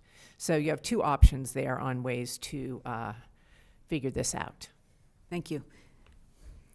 I just, well, like Commissioner Aiken says, this will probably be appealed to City Council, so I just would like to make sure that we've exhausted any other version before we end this item. So that's why. So, Chair, could I make a substitute Yes. motion? Sure. Okay, so the motion would be to, for this full project, to approve the project as stated, but pull out the, any discussion or any part of going forward on the window to be discussed at some date in the future. Yes. Did I carve that out? You could also make there can be a substitute motion that includes to take out, isolate the window issue and have a separate vote on that. So, you might want to do that. You might want to have two votes now, right? So you could Right. have one vote that's just on everything but the windows. Then you could have a second vote that's on the windows. But does the substitute motion stipulate the second vote, or do we just I would anticipate that will I would be specific about that. Okay. So I would be very clear that your motion would be to separate them out. My substitute motion would be to separate out the two issues, have a vote on one that encompasses everything but the windows, and have a second vote on just the windows, and that would be your substitute motion. And then, you could do that. Okay, Chair, so that is my substitute motion, that we break it then into the two components, and that we vote on the larger one, talking about most of the facility, the changes to the front, changes to the left, change to the door, but not talk about the window. And then for a subsequent vote to take place to address the window. Okay, do we have a second? Okay, I will second that. We'll try to vote on that. McHatton, Yes? Sims, No. Akins, Yes. Basasha, No. Walker, No. Okay, so we're So- going to go back to Mr. Walker's motion to keep it together. And we have a second, so can we get that vote? Would you like me to read the vote, the motion over? Or are you good? Okay. Would be helpful. Okay, so the motion was to approve the entire project except for the proposed window on the west side. And to not approve the window. Correct. To approve everything except not approve the window. And we had a second with Commissioner Sims. Okay? McHatton, Yes. Sims, Yes. Akins, No. Basasha, Yes. Walker. Yes. Okay. I'll talk about the vote at the end and the kind of situations that come up on when you get into this situation, if you're interested, how it forces a vote one way or the other. Happy to talk about that. Thank you. I'm Okay. sorry, can I hear that vote again, please? Ida? Or Rick, actually? I voted yes. No, can No, for you your minutes. repeat who voted yes and who voted no? Or should Ida? On the last motion, Yes. And the motion Craig made, right? Walker's motion. Sims seconded it. And We had one nay, which was Commissioner Akins. Okay. So the Brian motion, so the motion passed. Yes. Yes. Thank you. motion passed. Thanks. Sorry, Rick. Okay. We're on item number 4. Okay. Thank you. Thank you.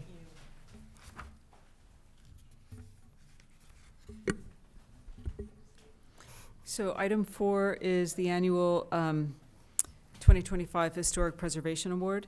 And at the July 10th HPC meeting, the commission discussed potential nominees to be selected as candidates to consider as recipients of the annual Historic Preservation Award and also the Lifetime Achievement Award. So staff recommends this evening that you review and discuss the biographies for the nominees and select your nominees to receive awards, and that you direct staff to draft a resolution for the commission to adopt. And on page 2 of 2, we have the nominees that were recommended at the July meeting, and then the biographies are to follow. And so I'll open it up for your discussion and vote on who's going to move forward. I do have a question regarding the email that you and I received. Does that weigh in at all from Laurel? No, as far as a vote, no, I it wasn't sure because this is more not as Brown Act-y as most of our motions. This is more softer. I wasn't sure if right. It's not a that would public weigh in. hearing. Yeah. However, yeah, no, she's not here to Okay. or online to vote. All right. Just thought I'd ask. Chair, one quick correction. Mm-hmm. So Stephen Adams is Stephen, Okay. and it's misspelled a couple different places. And I'd like to clarify the Gables Mm-hmm. people, because there's actually 4. There's the Parsons family, which is Robert. Robert is the husband, and Alice, spelled Alyce, Alice, and Janelle, Janelle, and their partner, David Brown. And those are the 4 people that are their team that has been taking care of the Gables for the last 25 years. Great. Are these? I corrected that in the on page 2 of 2. Are their names specific in the biography? Are they what? Oh, I wanted to know if the names were all included in the biography, and I see that Stephen. Actually, that's the other one. The Stephen Adams is not spelled correctly on page 3 of 3. But in the title, it isn't. In the text, it is. okay, thank you. Yeah, I see that. But I wanted to make sure that in the biography for the Gables, that the names were appropriate and included in the Right, biography. the only one I wanted to change on the biography was, let's see, Alice is changed Bob to Robert because I used the formal version of their name for everybody else. So I think it should be Robert instead of Bob. Alice, Robert, Janelle, and What David paragraph Brown. is that, Craig?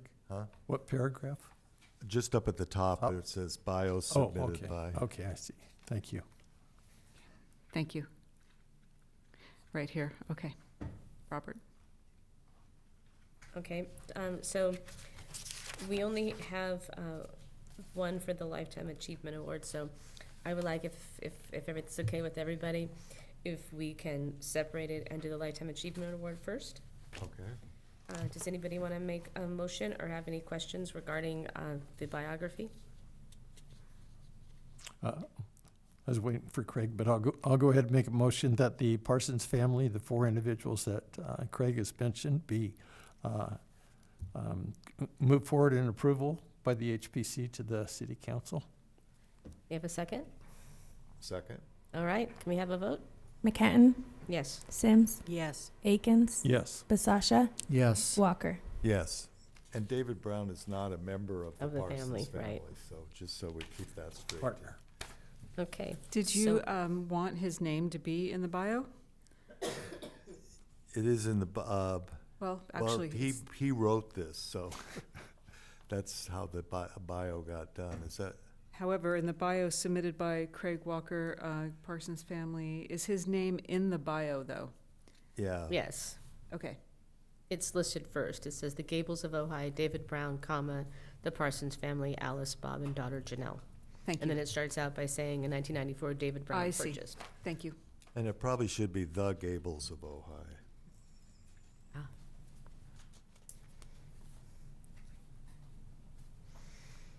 Can we make that two? Because if it becomes a plaque, we want to make sure it says the Gables.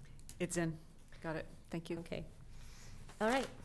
So that passed. Now we are on to the annual award. Because there is no set number, we could do it individually, or we can decide to or do it all together. How would everybody like to do that? I'd Chair, like to do them individually. Okay. so could I just make just an observation? When I was meeting Mr. Becker the other day, along came Carrie Miller, who, I worked with on the theater, and so I took the opportunity to say, "You've been nominated," and then showed him the text and told him what the process might be. So Yeah. I hope we do that. That's the That's and what I'm architect No, he was the He's a contractor. contractor. Okay, so do we want to include Carrie Miller in that as well, to say David Berger, Carrie Miller and architect, or do you want to just Yeah, keep Robert it Kubiak's listed, so. there? Okay. All right, so does anybody want to make a motion with the theater folks? I'll make a Should we motion. discuss them, or do we need to do Well, we have do we have any, we have the bios, so it's, we can make a motion or we can discuss. I'm ready to vote on that. I think it's something we can. I'll do make a quickly. motion to accept the theater as an annual award. I'll second. Okay. Roll call? McKenton, Yes. Sims, Yes. Akins, Yes. Basasha, Yes. Walker. Yes. Great. And then we have the Hotel El Roblar for an annual award.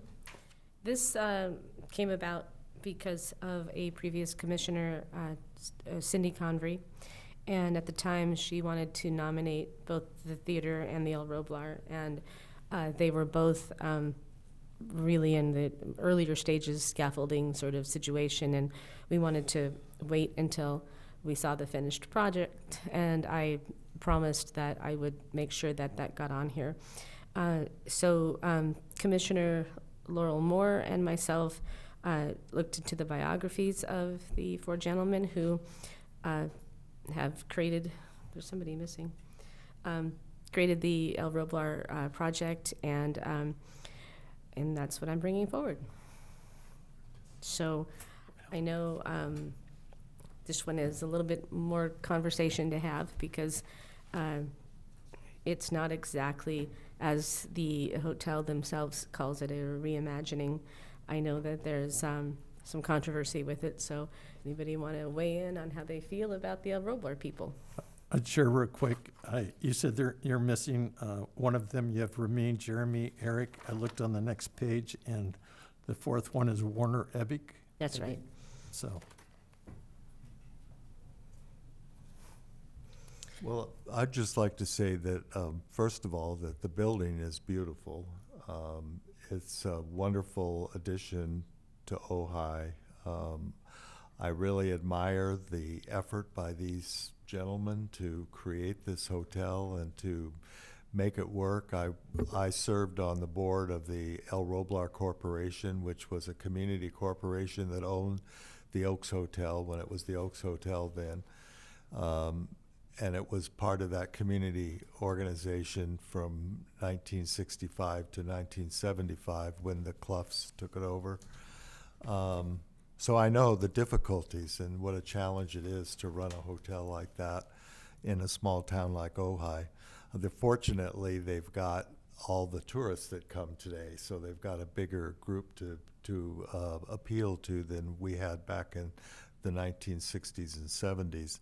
But I'm just having a little problem with the fact that it isn't really a historic preservation project, but it is a reimagination project. And even when you read their interview in the Ojai Quarterly, they state they took 3 things that were part of the original hotel and they focused on bringing those back, and then they reimagined the rest of it. You know, they wanted it to kind of be, so they didn't follow the standards, and that was pointed out to them at the time that they weren't following the standards.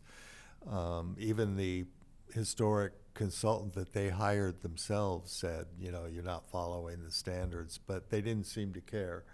And one of the things that we've always tried to push with people is to landmark their properties, because they have all these benefits available to them if they follow the standards and keeping their homes up. They have the use of the Historic Building Code. They have grants that they can get. They have the Mills Act. They have all kinds of things that could literally have saved these owners millions of dollars, because I understand that it was quite an expensive thing, and it shows when you go in. You can really see the detail and the quality of what they have going there. But they chose not to, and they were supported by the city, and so we have what we have, and I'm really hoping it will be an asset to the community. But I just am having a difficult time with having it represent historic preservation, because it really isn't a preservation project. So that's my opinion. I'm just one person. Does anybody else like to comment? I'd like to comment. I have mostly similar feelings, but I would like to say that over the last 4 years or however long it's been that they've been working on this place, every day I go look at it, and I really like the place. I think it should get an architectural award or something, but I have a similar hard time with it. Maybe because I remember how it used to look, you know. So it's hard for me to think. Which time? Well, back in the early '60s, I remember it. And, you know, I've seen the photographs, grown up with the photographs and so on, and I look at it now and I don't really see any of that. I get a feeling.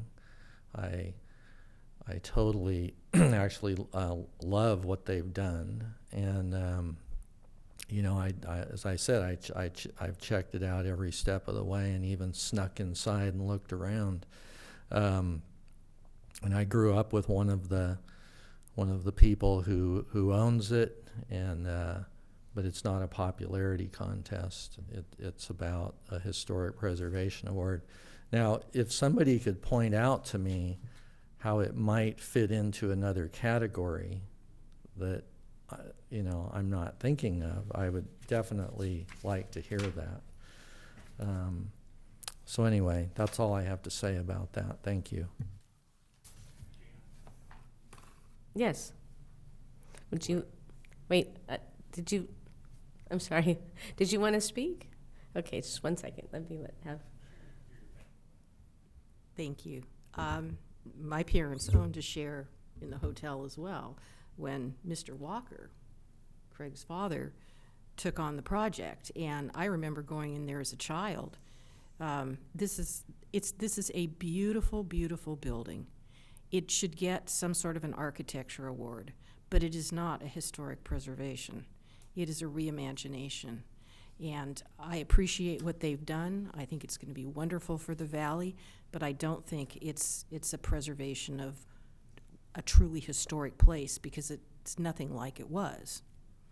So maybe we could create a new category. Is that possible? I think one thing I think of is that the architects were so well known, Mead and Requa. It was probably done more by Mead because the original had his signature pergolas that went around the outside, and that really defined, he was probably the one responsible for the pergola across from the arcade, because he went and visited Italy and he visited Spain and he fell in love with the Mediterranean pergola. And he, even the building across the street that was the Arbolata sales office is now a landmark. It has this pergola that Mead put onto it. And you just have to ask yourself, could you really tell people now that that building was Mead's design? You know, that it was designed by Frank Mead and Richard Requa, and I don't think it really bears much resemblance anymore to that. I don't think it keeps that going, but as a wonderful hotel, and the fact that we have that for the community, and it'll be available hopefully for the community, that the community will be able to make use of it. That's exciting. I love that fact. So, if you don't mind, I'd like to read this since you asked a question. This is written by Cindy Convery. She says it's criteria 1, 2, 3, and 5. It says the El Roblar, designed by architect William Rutherford Mead, was constructed in 1919 and first opened to the public on August 14, 1920. It was purchased in 2019, nearly 100 years after the original opening, by owners Edward Good, Ramin Shemshiri, Jeremy McBride, and Warner Epic. The new owners are the 8th owners of the property since its original construction in 1919. Over the past 100 years and through numerous owners, the historic Mission Revival property has undergone significant changes, including new building additions and major revisions of the original design. Years of remodeling took the property in so many directions that it could no longer qualify for landmark status.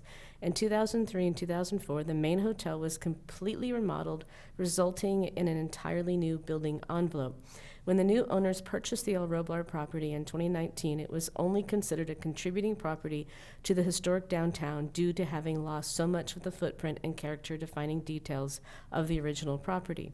During their development processes, the new owners have worked diligently with the city of Ojai to return the El Roblar to its existing Mission Revival character and inspiration.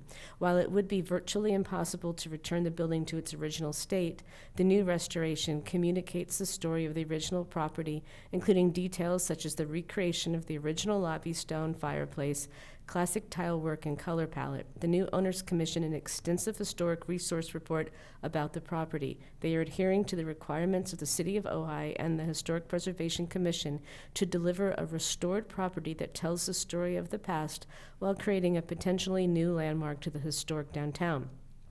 The owners of the El Roblar Hotel have consistently and willingly provided reports, private and public property tours, and availability and access for any questions of information about the development process. Their interpretation of the building, their design, their planning efforts, and the restoration of character and defining details such as the lobby fireplace, the classic tile work, color palette are returning the El Roblar Hotel from its various incarnations over the years to be in one keeping with Ojai's historic downtown landmark status. And that was written a few years ago by Cindy Convery. So I did my job. I want to make sure that we open to public comments. Yes. So, Steve, do you have something you would like to say? I'll put my Conservancy hat back on now. With Stephen Schaefer, San Buenaventura Conservancy. That what you just read used the reword restoration, and it's not. It's a rehabilitation. It would not meet the didn't meet the Secretary of the Interior standards. It wouldn't qualify as a landmark. It wouldn't qualify for the California Register. It wouldn't qualify as a national register. It has lost so much historic material, which, you know, as you have stated on the stone wall, is precious. It, I think, sets a bad precedent to give historic preservation awards to things that aren't historic preservation. Reimaginations are great. I think this is the City Council's job. So, you know, it's a fantastic project, I've heard, and it looks really cool, but it ain't historic preservation. Okay. Do we have a motion we'd like to do on this? Real quick, Ida, is there anybody online? No. Thank you. So I would like to make a motion that we recognize with the Preservation Award the 4 individuals that were discussed, that were included in this. When you come into the valley, when you walk through the area, it takes you back to a time from years ago rather than it looking like a modern hotel like that somebody has put in place. People look at it, they look at it as recreation or restoration or renovation of what it might have been at one time. It hasn't really been what it might have been at one time. Very long time. For a very long time. The thing that seems to have remained through it all, and they actually, in looking at all of the work they did on the west side of that building, with the windows, the doors, and everything else, they have done a lot of work to basically give a sense of what it might have been based on what they have. They have maintained essentially what I call it the box, which is how it started to begin with, and it's gotten all of these different iterations from the beginning. Could it be returned to the box? Sure. Would it look like it originally did? I'm not sure how it could look like how it originally was done, again, in looking like, as was mentioned, on all of the iterations that took place for that. Going all the way back to the stairs and platforms that were wood stairs and platforms that were on the front of the building. So, you know, it has survived to a degree over all of these years. It is a draw to Ojai. It has I think a fit for the downtown historic district. It's I think as a contributor to the downtown historic district. And so I will just make a motion that we recognize those 4 individuals for their preservation work that they did do. Might the commission want to revisit the criteria? It's attachment B. One of the criterion that was used initially was 7, but also number 1. I'm not suggesting that you do this. I'm just offering up a thought process. Okay. Yeah, so 7 being the construction of new buildings in historic districts that contribute to the character and design of their surroundings. Is that? Well, I'm just saying the 2 criterion that were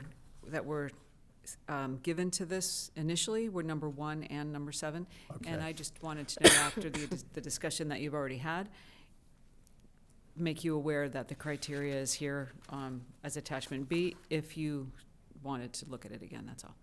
Sure. Was there only, when Cindy put this together? Cindy put 1, 2, 3, and 5. Oh, okay. 1, 2, 3, and 5. At the previous meeting, when this commission talked about what criteria, they gave it 1 and 7. You guys Excellent. gave it 1 and 7. All right, excellent, thank you. But it's not a new building, correct? No. It's a reimagined of a historic contributor to a state district. I don't know. It's a gray area. I agree. But I think that when you come into town with these 4 individuals who, you know, are very accomplished gentlemen, they could have taken it an entirely different direction, and instead they gave us something that it really does hark back to the early 20th century and is just a really, I mean, if I think about those 2, both David Berger and the El Roblar, we could have been in a very different situation right now. So if I look back at the list of preservation yearly awards, I don't think the bar is set so high that we can't accommodate or make room for these 4 gentlemen. So I would like to second your motion, Commissioner Akins. Vote? McCatton, Yes. Sims, No. Akins, Yes. Basasha, No. Walker. No. Okay. And now we have the last one, which is Stephen Adams. Do you, So, do you need me to make a motion on that and then talk about it, or? does anybody want to have any questions about the bio or like to discuss it at first?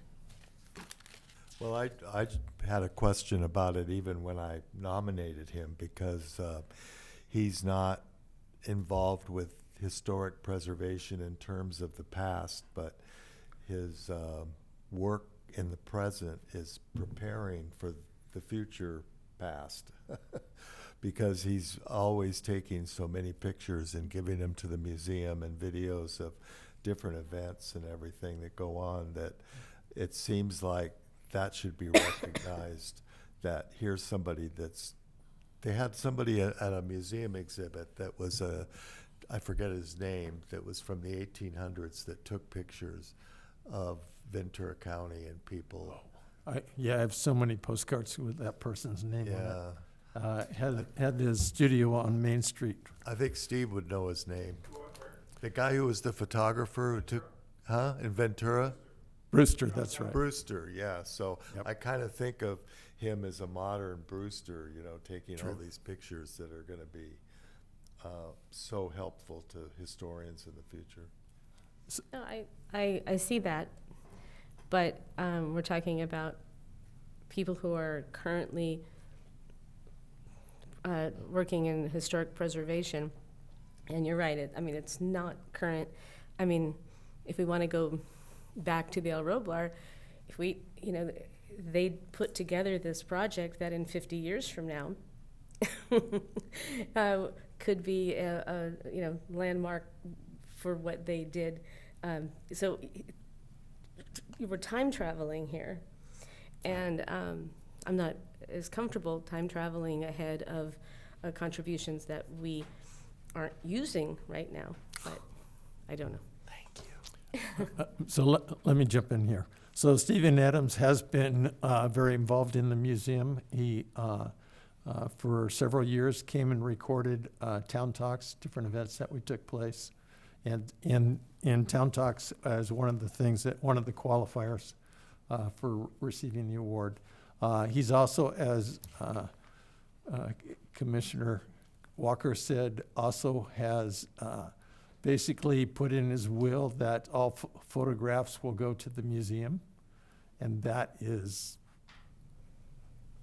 in the years ahead, there are going to be people that would kiss the ground he walks on, because, I go after postcards because it's the only way I can really go and many times find out what it looked like when my relatives were in a certain area, because finding pictures are almost impossible. Finding postcards are right there on eBay. So, that's a contribution that will be, is appreciated now, and a contribution that will be even more appreciated.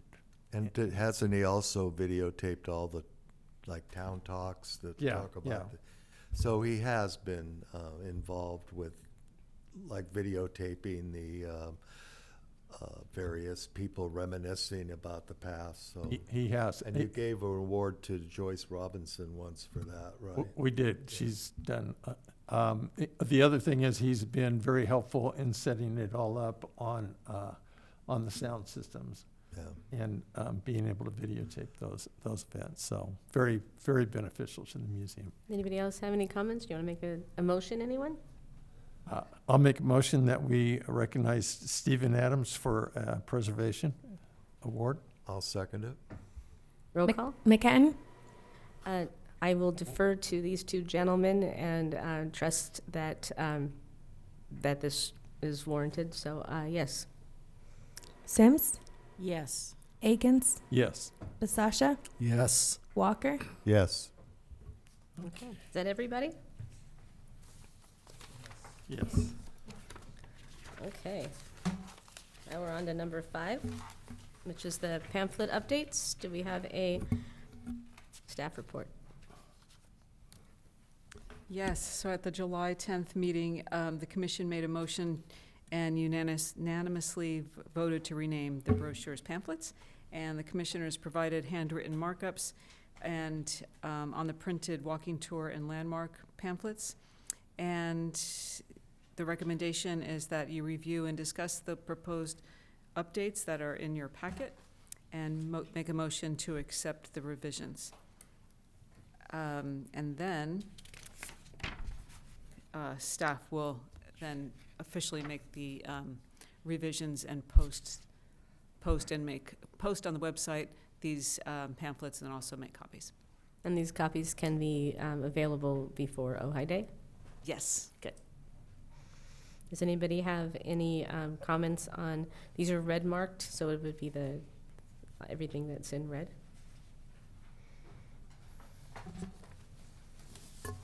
No, I think they're all good. Yeah, they all look good to me. Anyone else have any questions with it? Want to make a motion? Also move. Okay, do we have a second? I'll second. Okay, roll call? McCatton, Yes. Sims, Yes. Akins, Yes. Basasha, Yes. Walker. Yes. I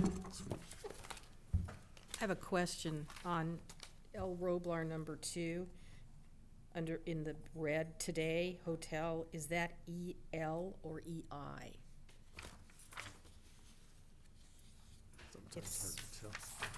Which one is it? It's under St. Thomas Aquinas, El Roblar number 2. And then it says El Roblar Hotel. It says El Roblar Hotel, 1920, and in the red it says today, hotel. And is that an L after the E or an Yes. I? No, that's an L. Is it an L? Oh, Okay. Yeah. It just looked, I wanted to make sure. So now we are on item 6, which is the Ojai Day celebration. And do we have a staff report? Yes, Commissioner Basasha, though, would you please pass this down?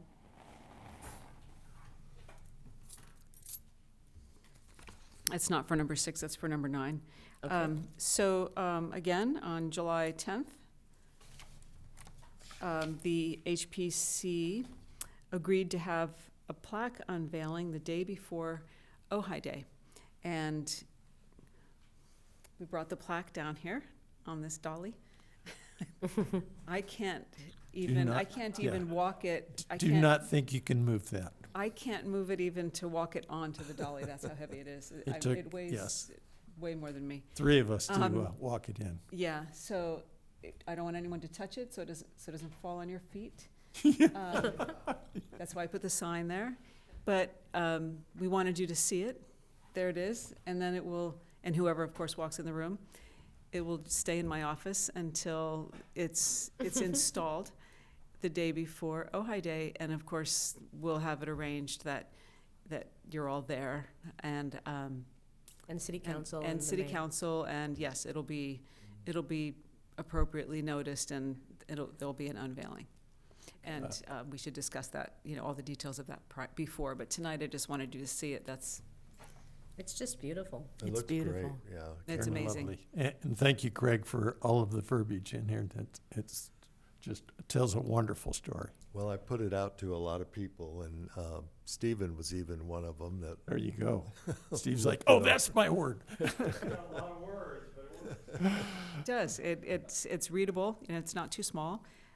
It's very clear. It's absolutely beautiful. It's very heavy. I'm a little concerned about its installation, but it's not my job, fortunately. Hopefully it doesn't pull down the pillar that they attach Right, it to. it's all stucco. So, but besides that, and of course we'll open this up to you, but also on July 10th, Chair McCatton reported that the museum is preparing banners and a slideshow that for actual Ojai Day, and the jail is going to be open as usual, of course. It was also agreed that Commissioner Akins would contact Richard Sennett to participate. I called him this morning. Okay. Did you actually? Okay. I'll let you talk about it. So with that, though. He's going to let me know my dreams tonight. Okay. With that, I'll open it up to the subgroup or subcommittee to fill us in on anything going forward. Well, I have a meeting at the museum on Tuesday to go through photos and work on the banners. So if either our ad hoc here, if either of you are available, tend to be there. Tuesday when? It's on this Tuesday. I think it's at 1 or 2 in the afternoon. I'll have to Yeah, just check text my me. email from Wendy. But to pick the photos and get those done, and to look at the one that they've kind of did for us already. Oh, okay. I think Craig came up with some photos. Yeah, and if any of you have a relative that spent time in the jail that has some interior shots. have Yeah, them that forward. want to be blasted on a poster. I do think that it was really clever the way they used the graffiti on the little zine that Zines, they yeah. made that, and then on the T-shirts. So I do think that maybe getting, if we have good high-res pictures of some of the graffiti, it might be nice to include that on there, because it is difficult to see in there that a lot of what it says, and it really is of the time when you see what they were saying and what they were writing on the walls.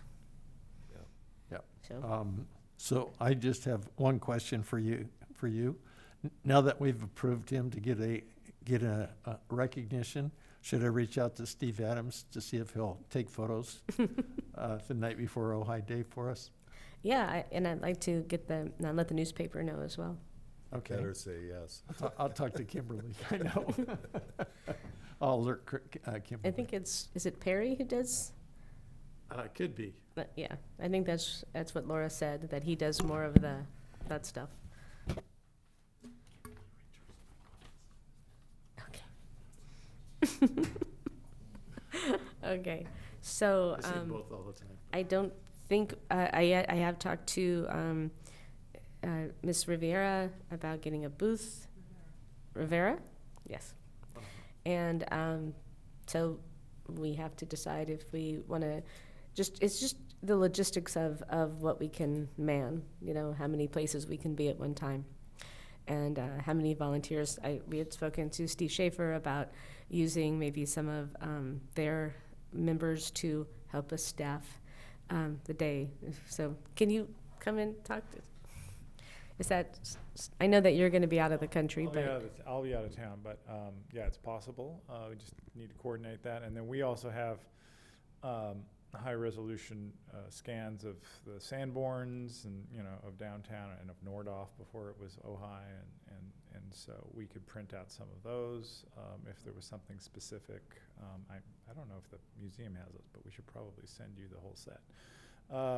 Anyway. Yeah, that would be lovely. Yeah. Definitely, I've yes. sent them to Charles Johnson, so he's in Miners Oaks, but I didn't get. Yeah, didn't get he to you. comes in the museum frequently. Okay, thank you. Yeah.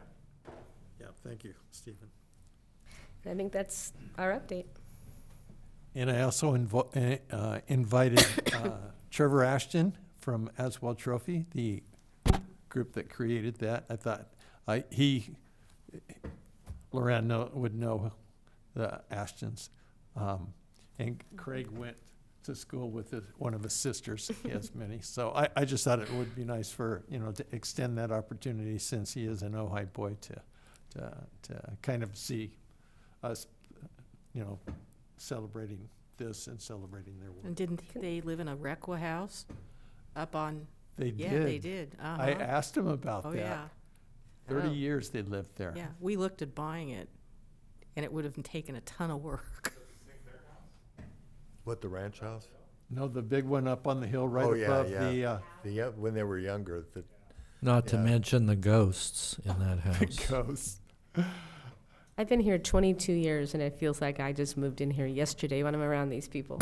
So yeah, my wife grew up here, so she went into the house, and we were walking around that, and then when we went off down this road, the backside, and we're like, why aren't we in a western town? How did that happen? Okay, can we not rush this? Let's really think about it, because This is our August meeting, which means we only have one more meeting before Ojai Day. So is there anything else we need to discuss about this?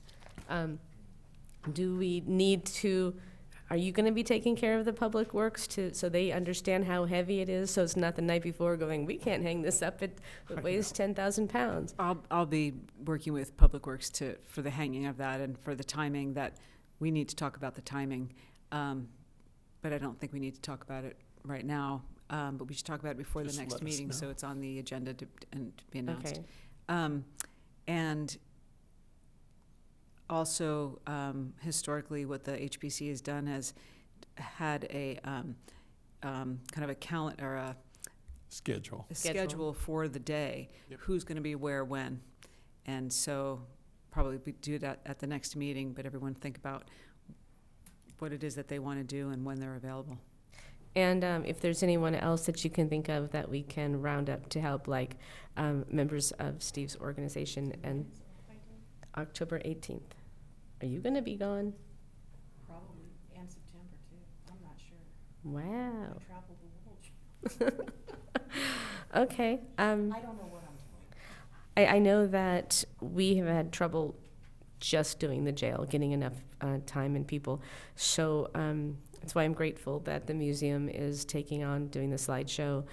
And so the question is do we want a booth, a more formal booth at the jail that maybe has a pop-up where we hang the banners and we have our information there, and then we get people to come down there? Or do we want that, or some version of that, and then a second booth in the Ojai Day main area where the museum, Wendy said that they're going to have a booth somewhere there, so I had suggested being next to them, so we'd always have somebody there. But we,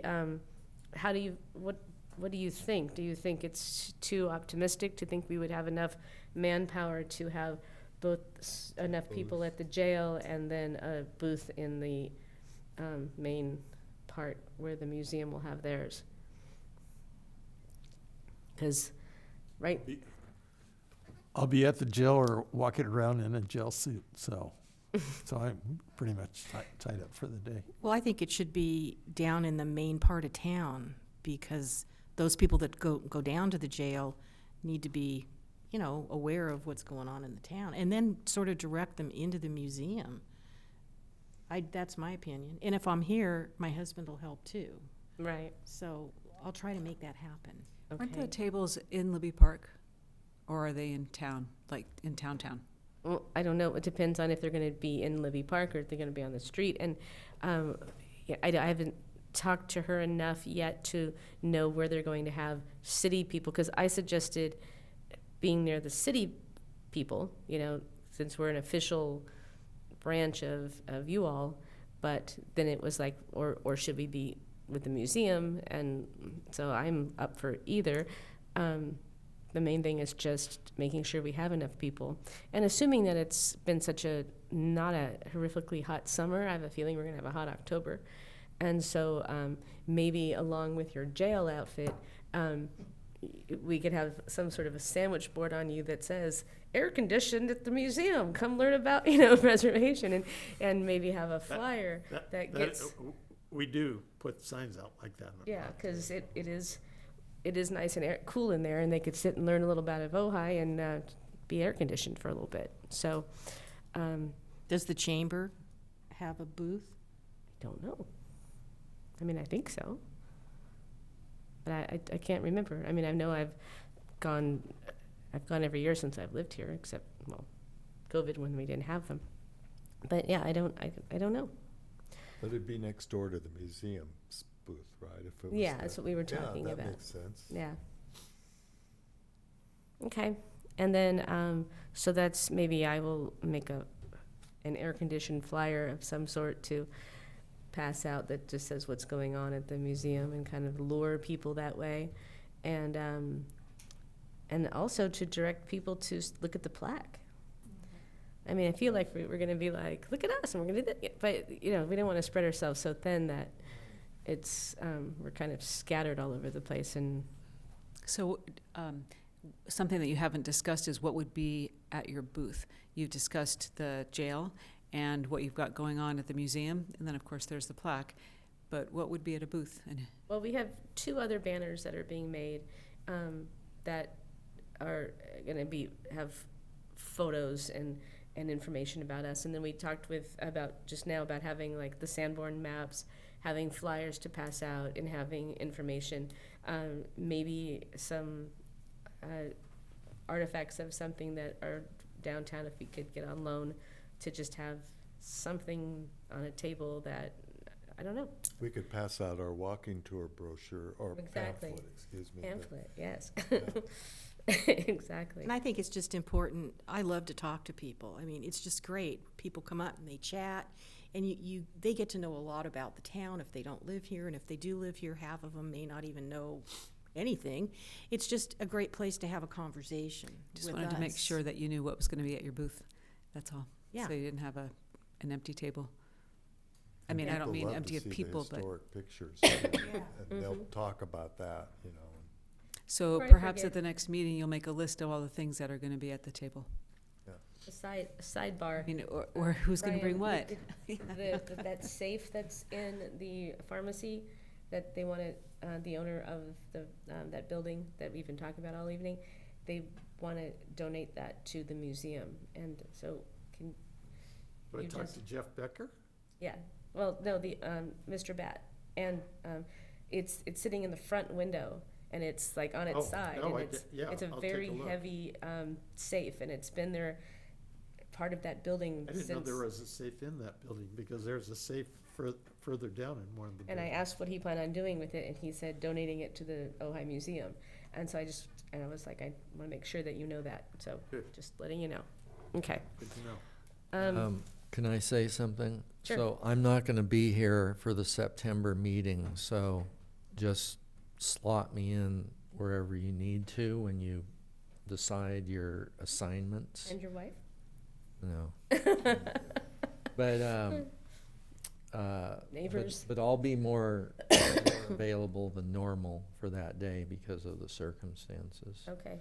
And you're Uh, available the night before for the unveiling of it as Yeah, well? however I can help, but because I won't be here, I don't want it to mess up your planning at the next meeting, so just put me in where you want me to go, Okay. okay? Okay, thank you. Is that it? Can we think of any other things that we might need? We had a bunch of fans made, because it was like that 11th hour, got some money to spend. Sherry, can we make some more fans? So that happened. Good. And we have the brochures that will be made. Yeah, I think. Yeah, they're these. They've got historical pictures on both sides of And them, it so you says- can fan and it- yourself and catch it.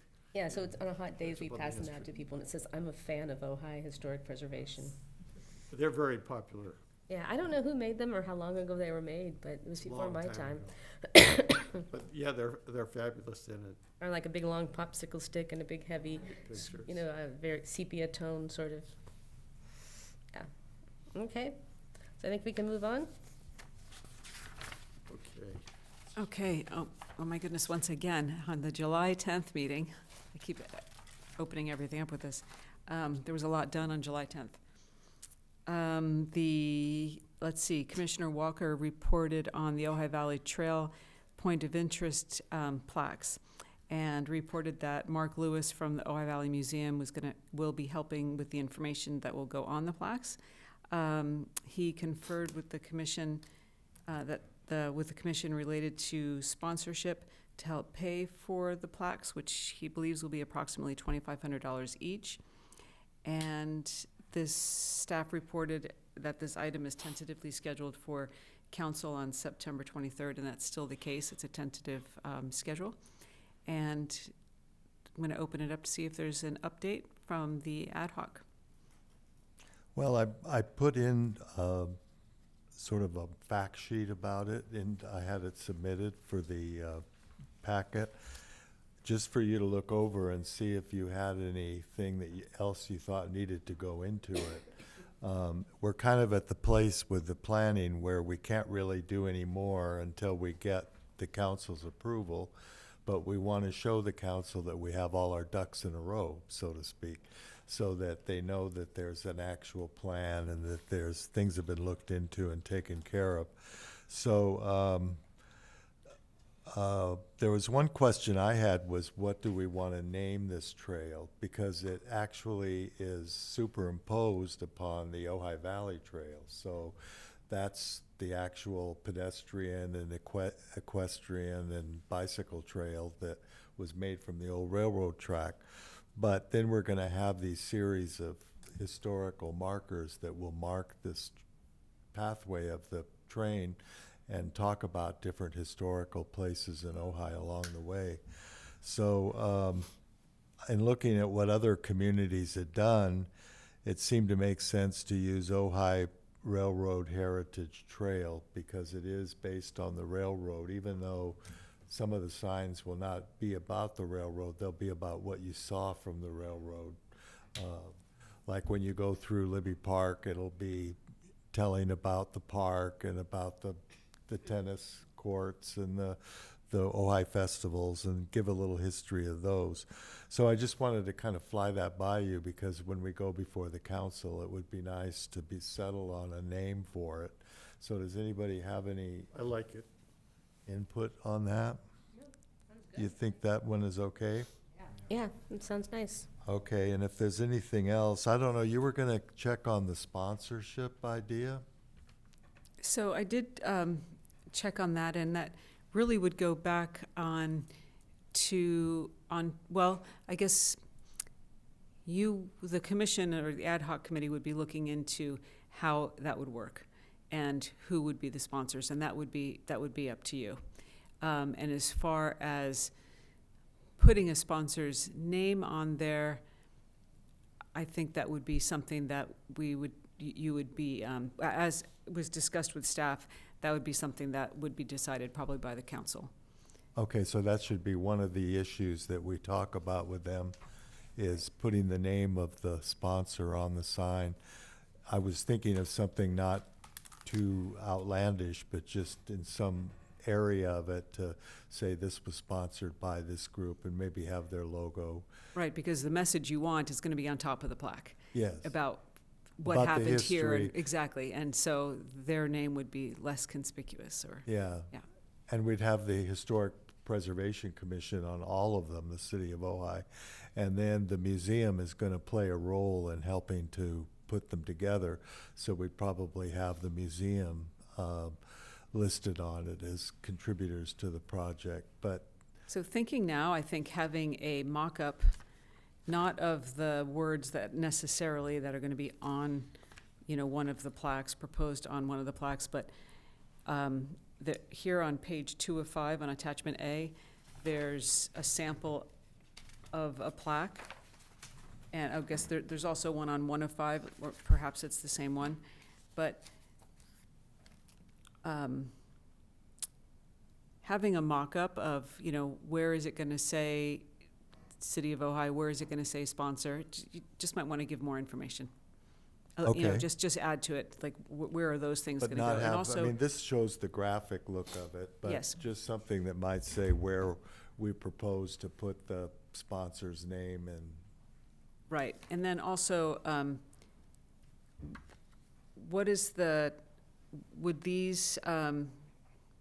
would all of them be 2 by 3? Is that what you're thinking? Yes. They would be 2 by 3, and what is the height of these? Do you know?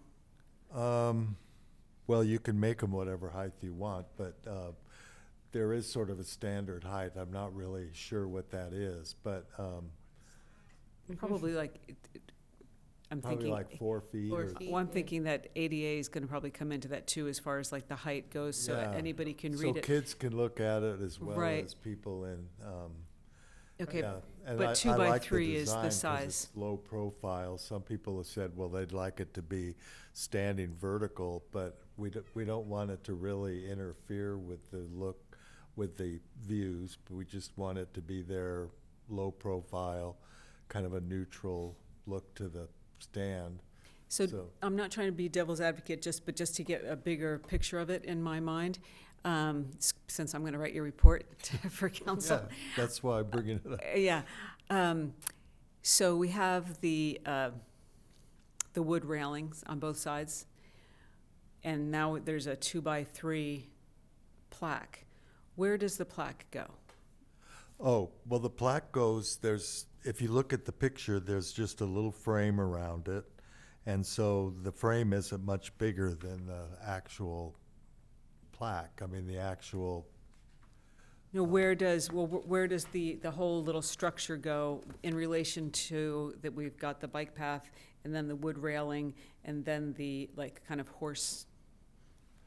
Is it on the inside of the wood railing where or on the where, outside? where is this going to be There's no placed? room on the inside. there's no railing anymore. I mean, they've taken that down pretty much. So we've gone and looked at these 4 places, and I put a map here that shows, and they're all got spots that you can put it. So is the county not replacing the railing?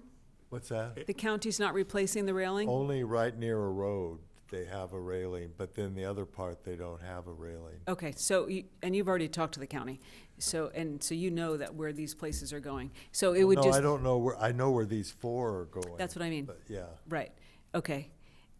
Okay, I just wanted to make sure Yeah. that there's I put not a map railing in the here. place. I tried to put a map that Okay. shows the gray mark where it would go. And I already talked to the Rotary Club, and they're all in favor of it down at the Rotary Park, so we've cleared that with them. And you've then- also talked to Public Works.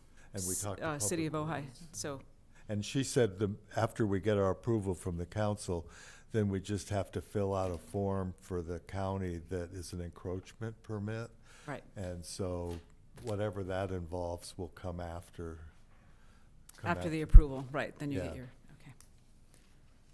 And then we were thinking, and this is just off the top of my head, that we would take it down to Foster Park if the county is okay with that, this would go from the 2 parks, from Soul Park to Foster Park, these 2 parks, and it would connect this trail. But then if Ventura wanted to pick it up at Foster Park and take it down to the city of Ventura, they could. And we talked to Dylan Murray, who's he's for the county of Ventura. You know, he's their liaison. He was very excited about it. He said, when you get your approval, come and we'll talk to our board, the Cultural Resources Board, and see if they want to create some that would go To further continue down. it, Yeah. okay. Mm-hmm. I would like to just say, I really like this project. Huh? I really like this project. Yeah. It's Should be exciting. fun. Yeah, I think it's a good one.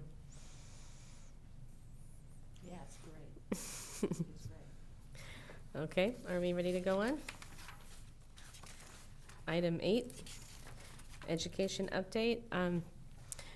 There is a 2-day event that I know Lorraine and I are attending that looks really good, and there's like 6 different different talks that are going on within this, like 3 one day and 3 another day, and everyone seemed like it was a lot of information that would be helpful to us. So if you're interested, we can send out. We are now members, and so we get it for. I'm sorry, I'm still really jet lagged, so my brain is just not firing. But I can send the information along. At least you have an excuse like that.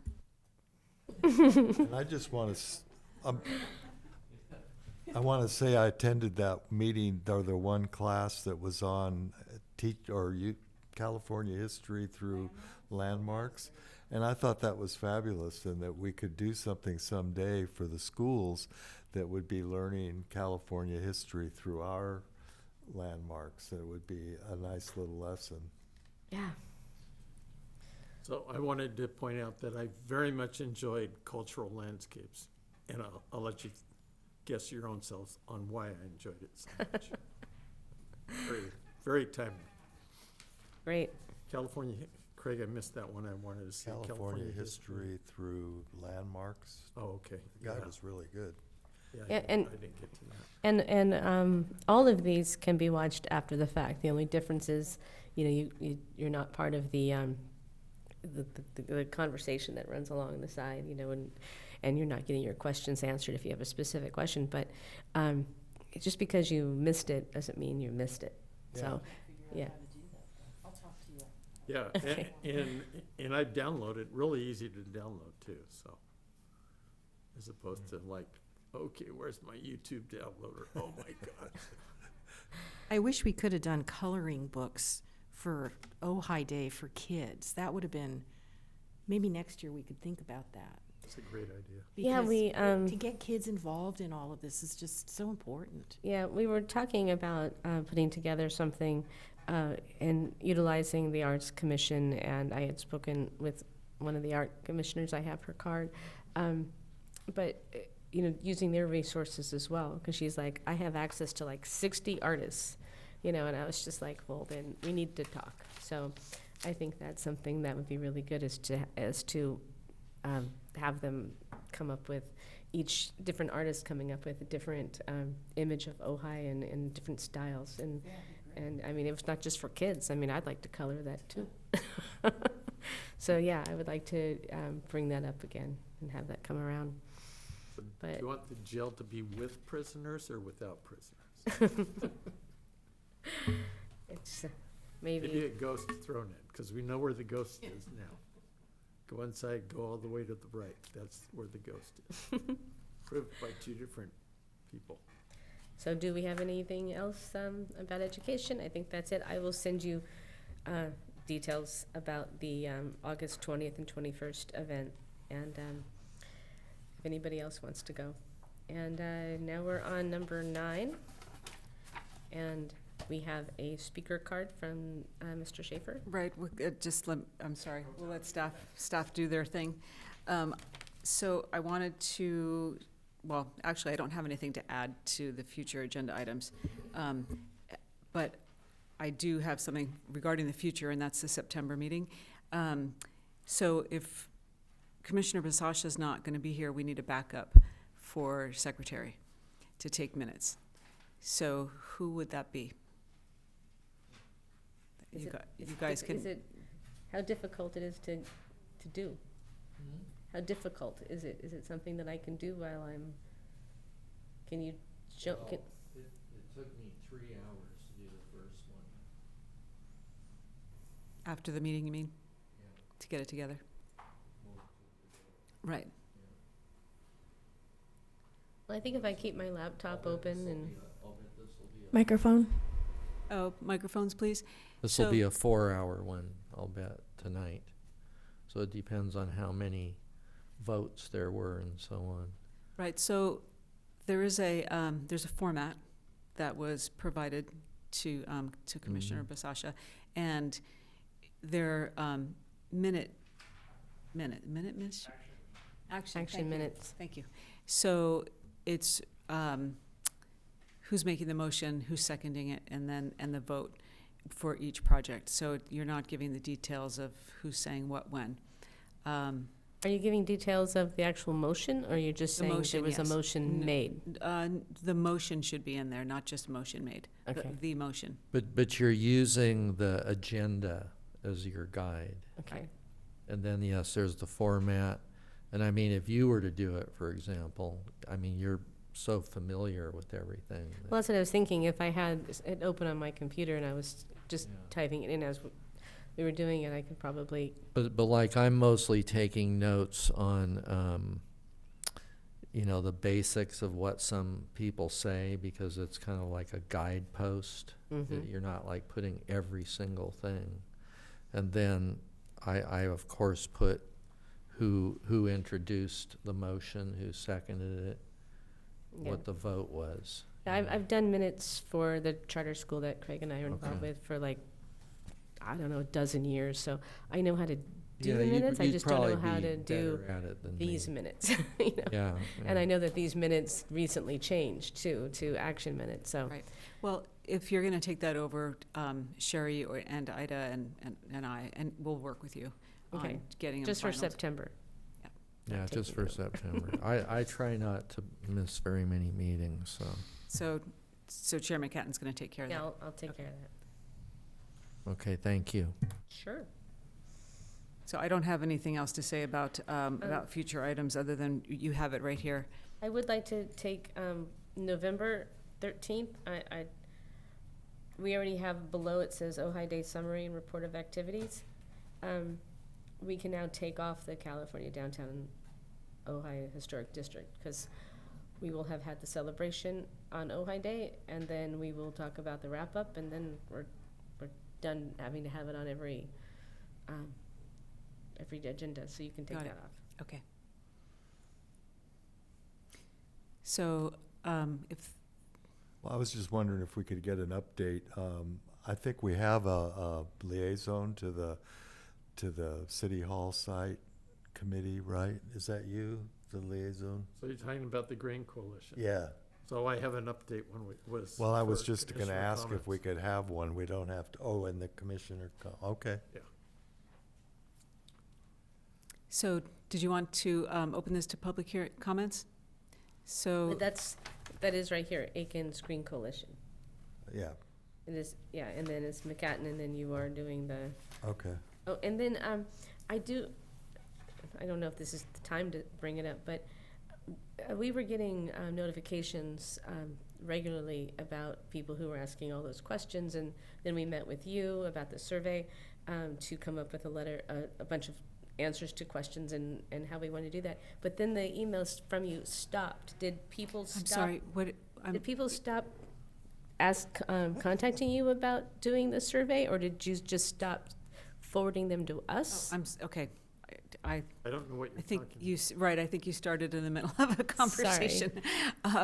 So the survey, the deadline to submit an RFQ or an RFP the deadline has passed. Okay, And I have 10 proposals. okay, And so you will receive all of the proposals, but staff is reviewing them.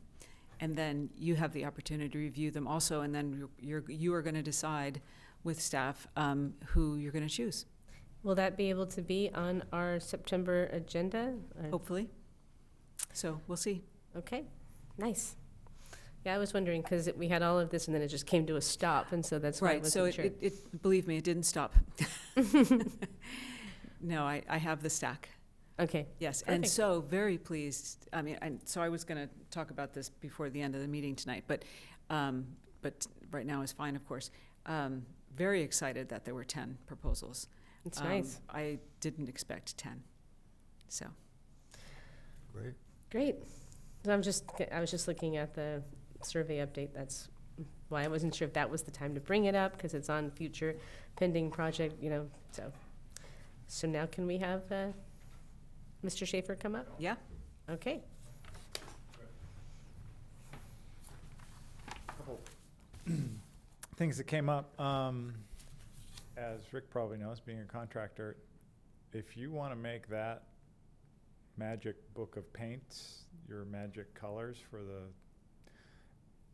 every single paint manufacturer in the world, you walk in with a swatch and say, it's harder to do if you have iced tea.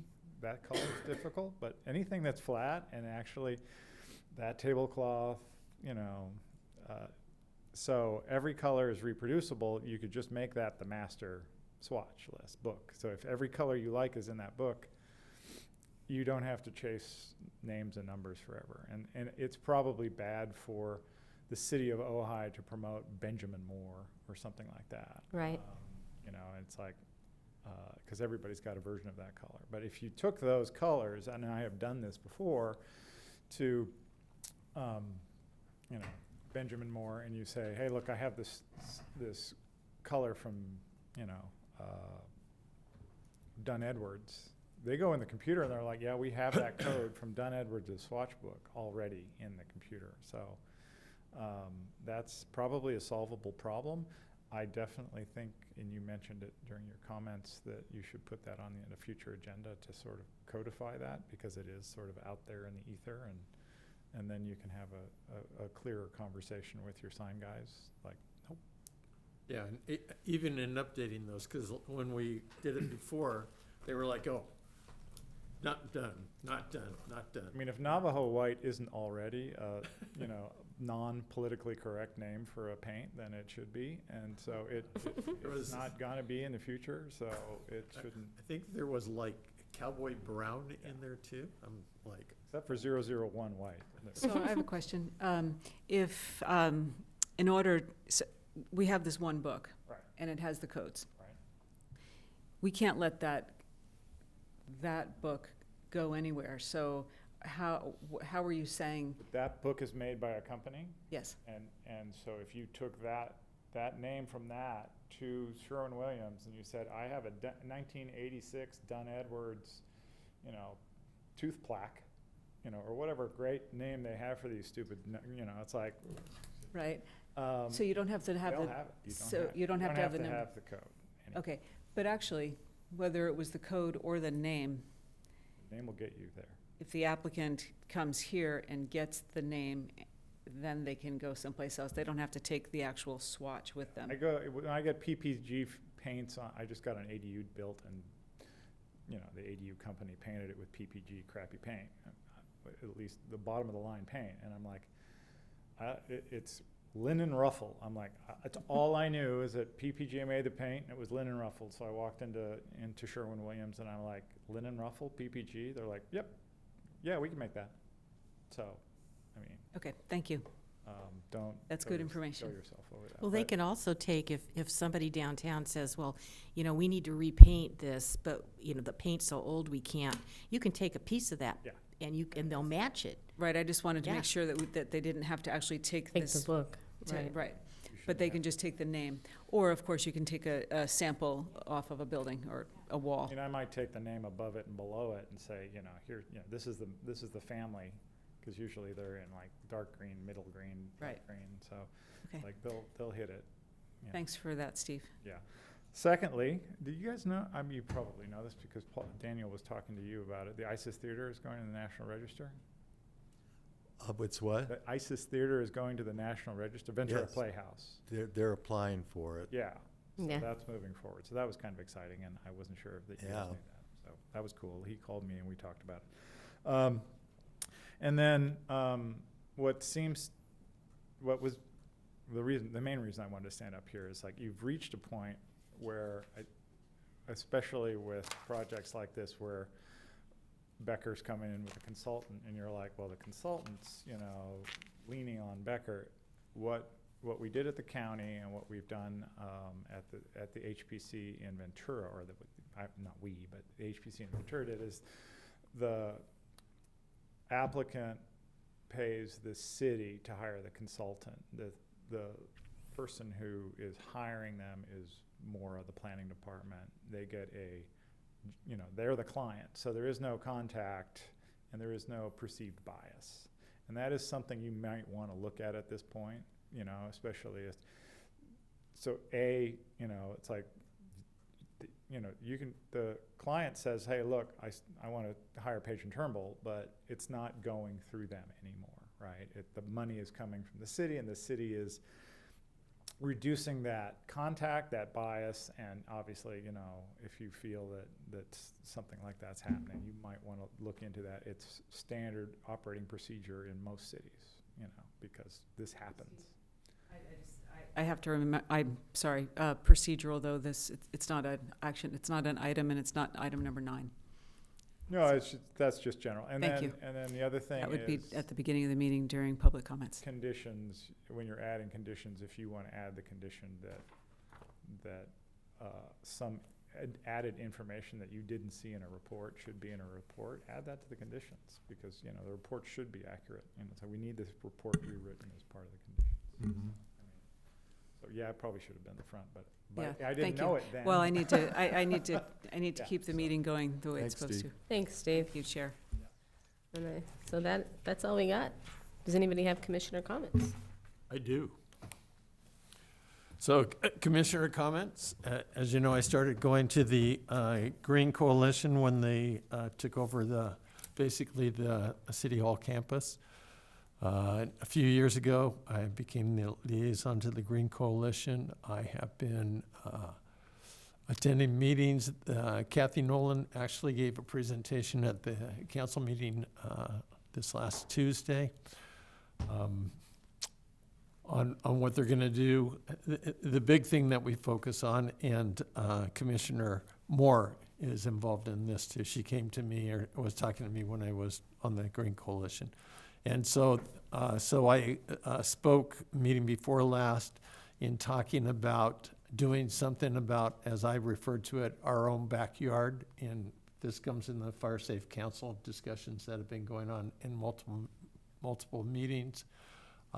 That, you know, we're a poor example because we have this great lot that's filled with all these things and, you know, really high eucalyptus trees that will become, you know, matches and spread that. So that was picked up by the council. It was mentioned in the items for them to look forward to and going forward. And I mentioned with kind of the HPC hat on, in that we're worried about the city hall, the tennis court, pickleball court now, and the stables, because those are all of the property is landmarked, but those are specific landmarks that are called out. So the city has picked that up as a line item. They're going out for an RFP for somebody that can go through and clean this lot and remove all of the rubbish. And I've been talking with Commissioner Moore. I talked to her today. And so that is an action item that they're going to take care of. And so that's a good thing in protecting our property.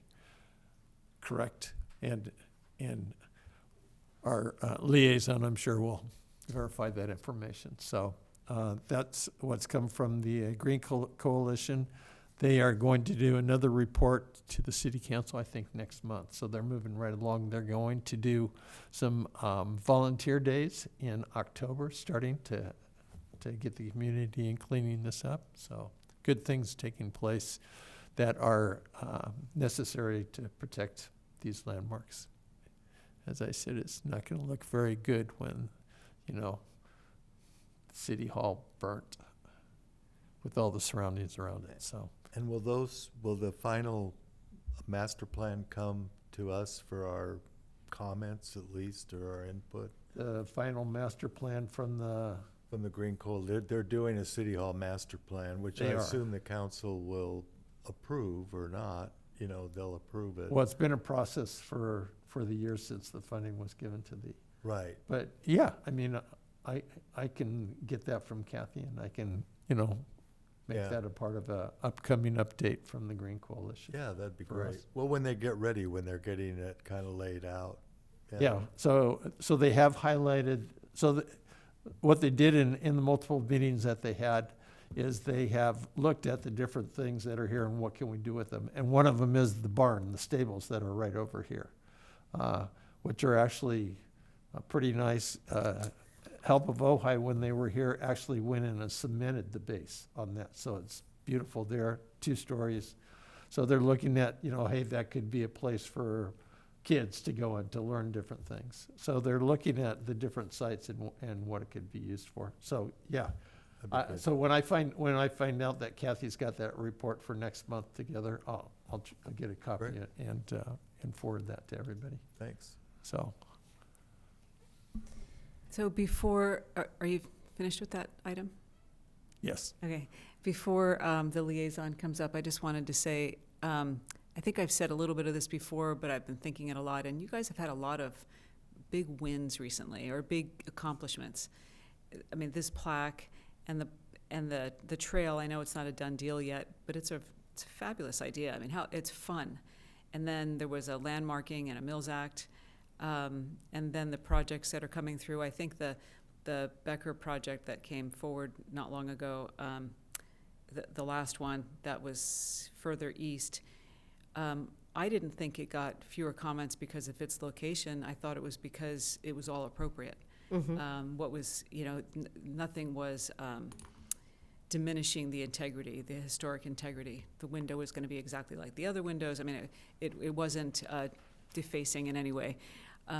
Anyway, I'm just, it's been exciting recently. And the survey? Yes, and Yeah, the moving survey along is on its way, so it's, with I 10 think- proposals. I think that you should all, like, pat yourselves on the back. Great. I guess I could have said that after the meeting was over. Can I ask Now it's on Maura a camera. quick, Thank you for your help, too. Yes. Yeah. yes. Thank you. And But yeah, let's get off the camera. What? So just a quick question. Do you know why the item that I referred to is coming before the planning commission and not before the HPC? So that's not on the agenda tonight to talk about, so Oh, okay. I'm not going to okay. do that. I'll- Thank you. I'll ask you as soon as the meeting's over, Okay. because I'm just Thanks. curious. So- It should be.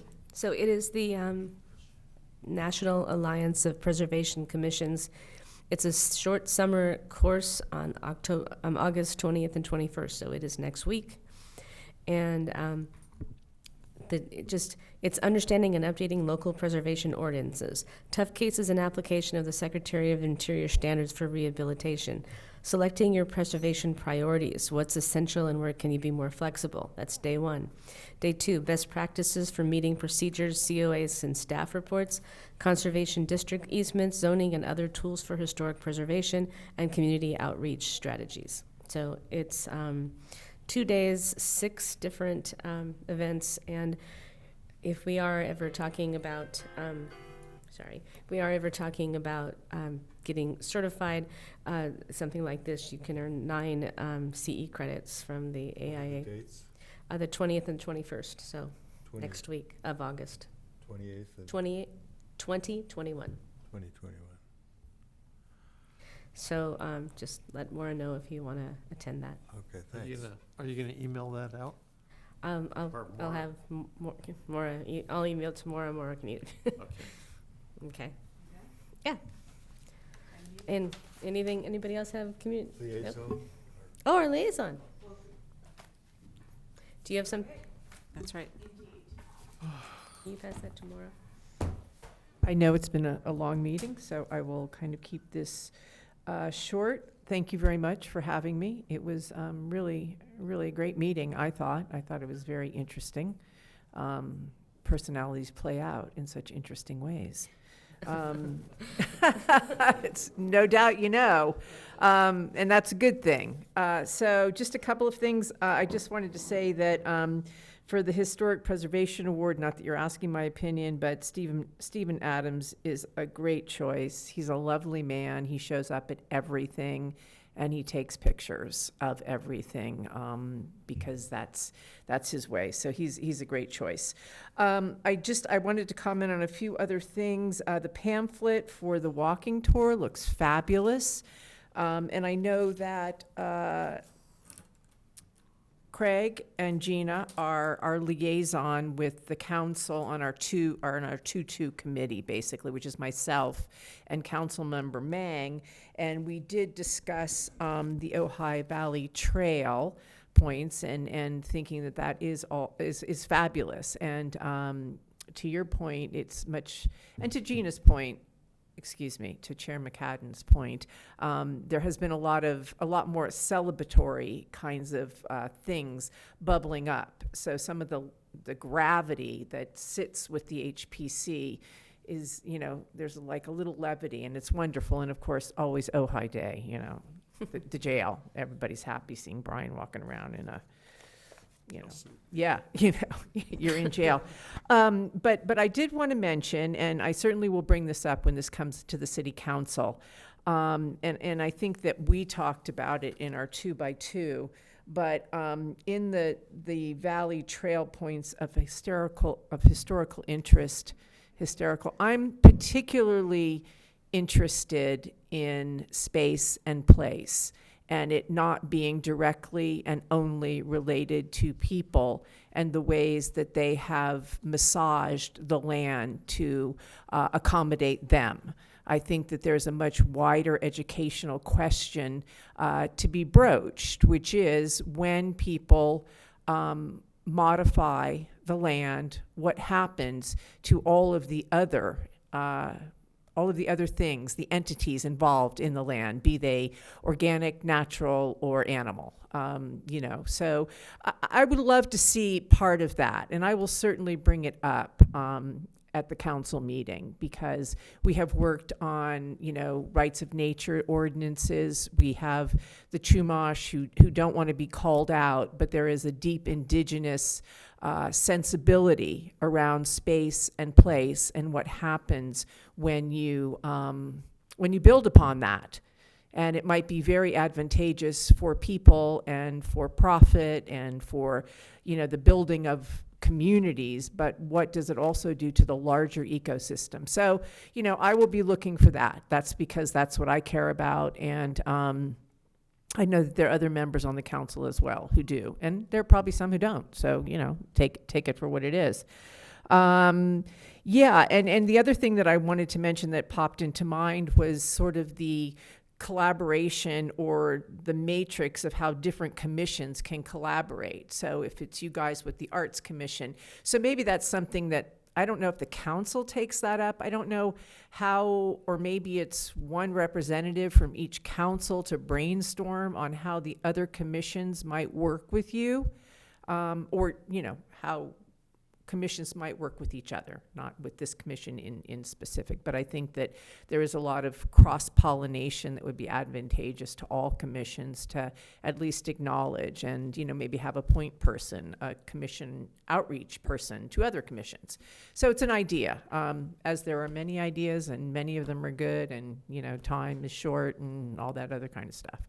But there it is. I think that's it for me. Oh, the Green Coalition has put up both of their versions of the map, so you can actually go to their website and take a look at it, and they'll have some things for you to sort of, they'll have the legend that explains what their sort of artistic renderings actually represent, so you might want to do that. These are the ones Kathy put up. Yeah, those are the ones that Kathy showed that showed both, and it's like, do you like this or do you like this? So there's kind of a survey online to do that.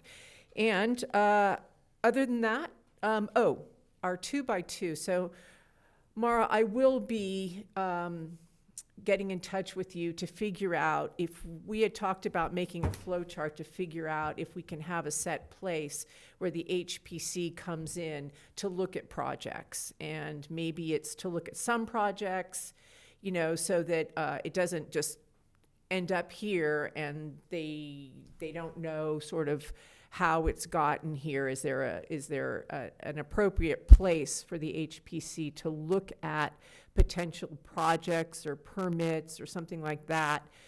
If, not necessarily to give input, but to know what's coming down the road and to be apprised of that. So you and I and perhaps Councilmember Mang and potentially one of the 2-2 committee could look to see that. We have a flow chart, a process, but we don't really know where HPC comes in there. So anyway, I shall be in touch with you or Lucas. Okay. I do have one thing to say. This 20th and 21st, the classes that I was just talking about, it does conflict with our meeting. And so if possibly...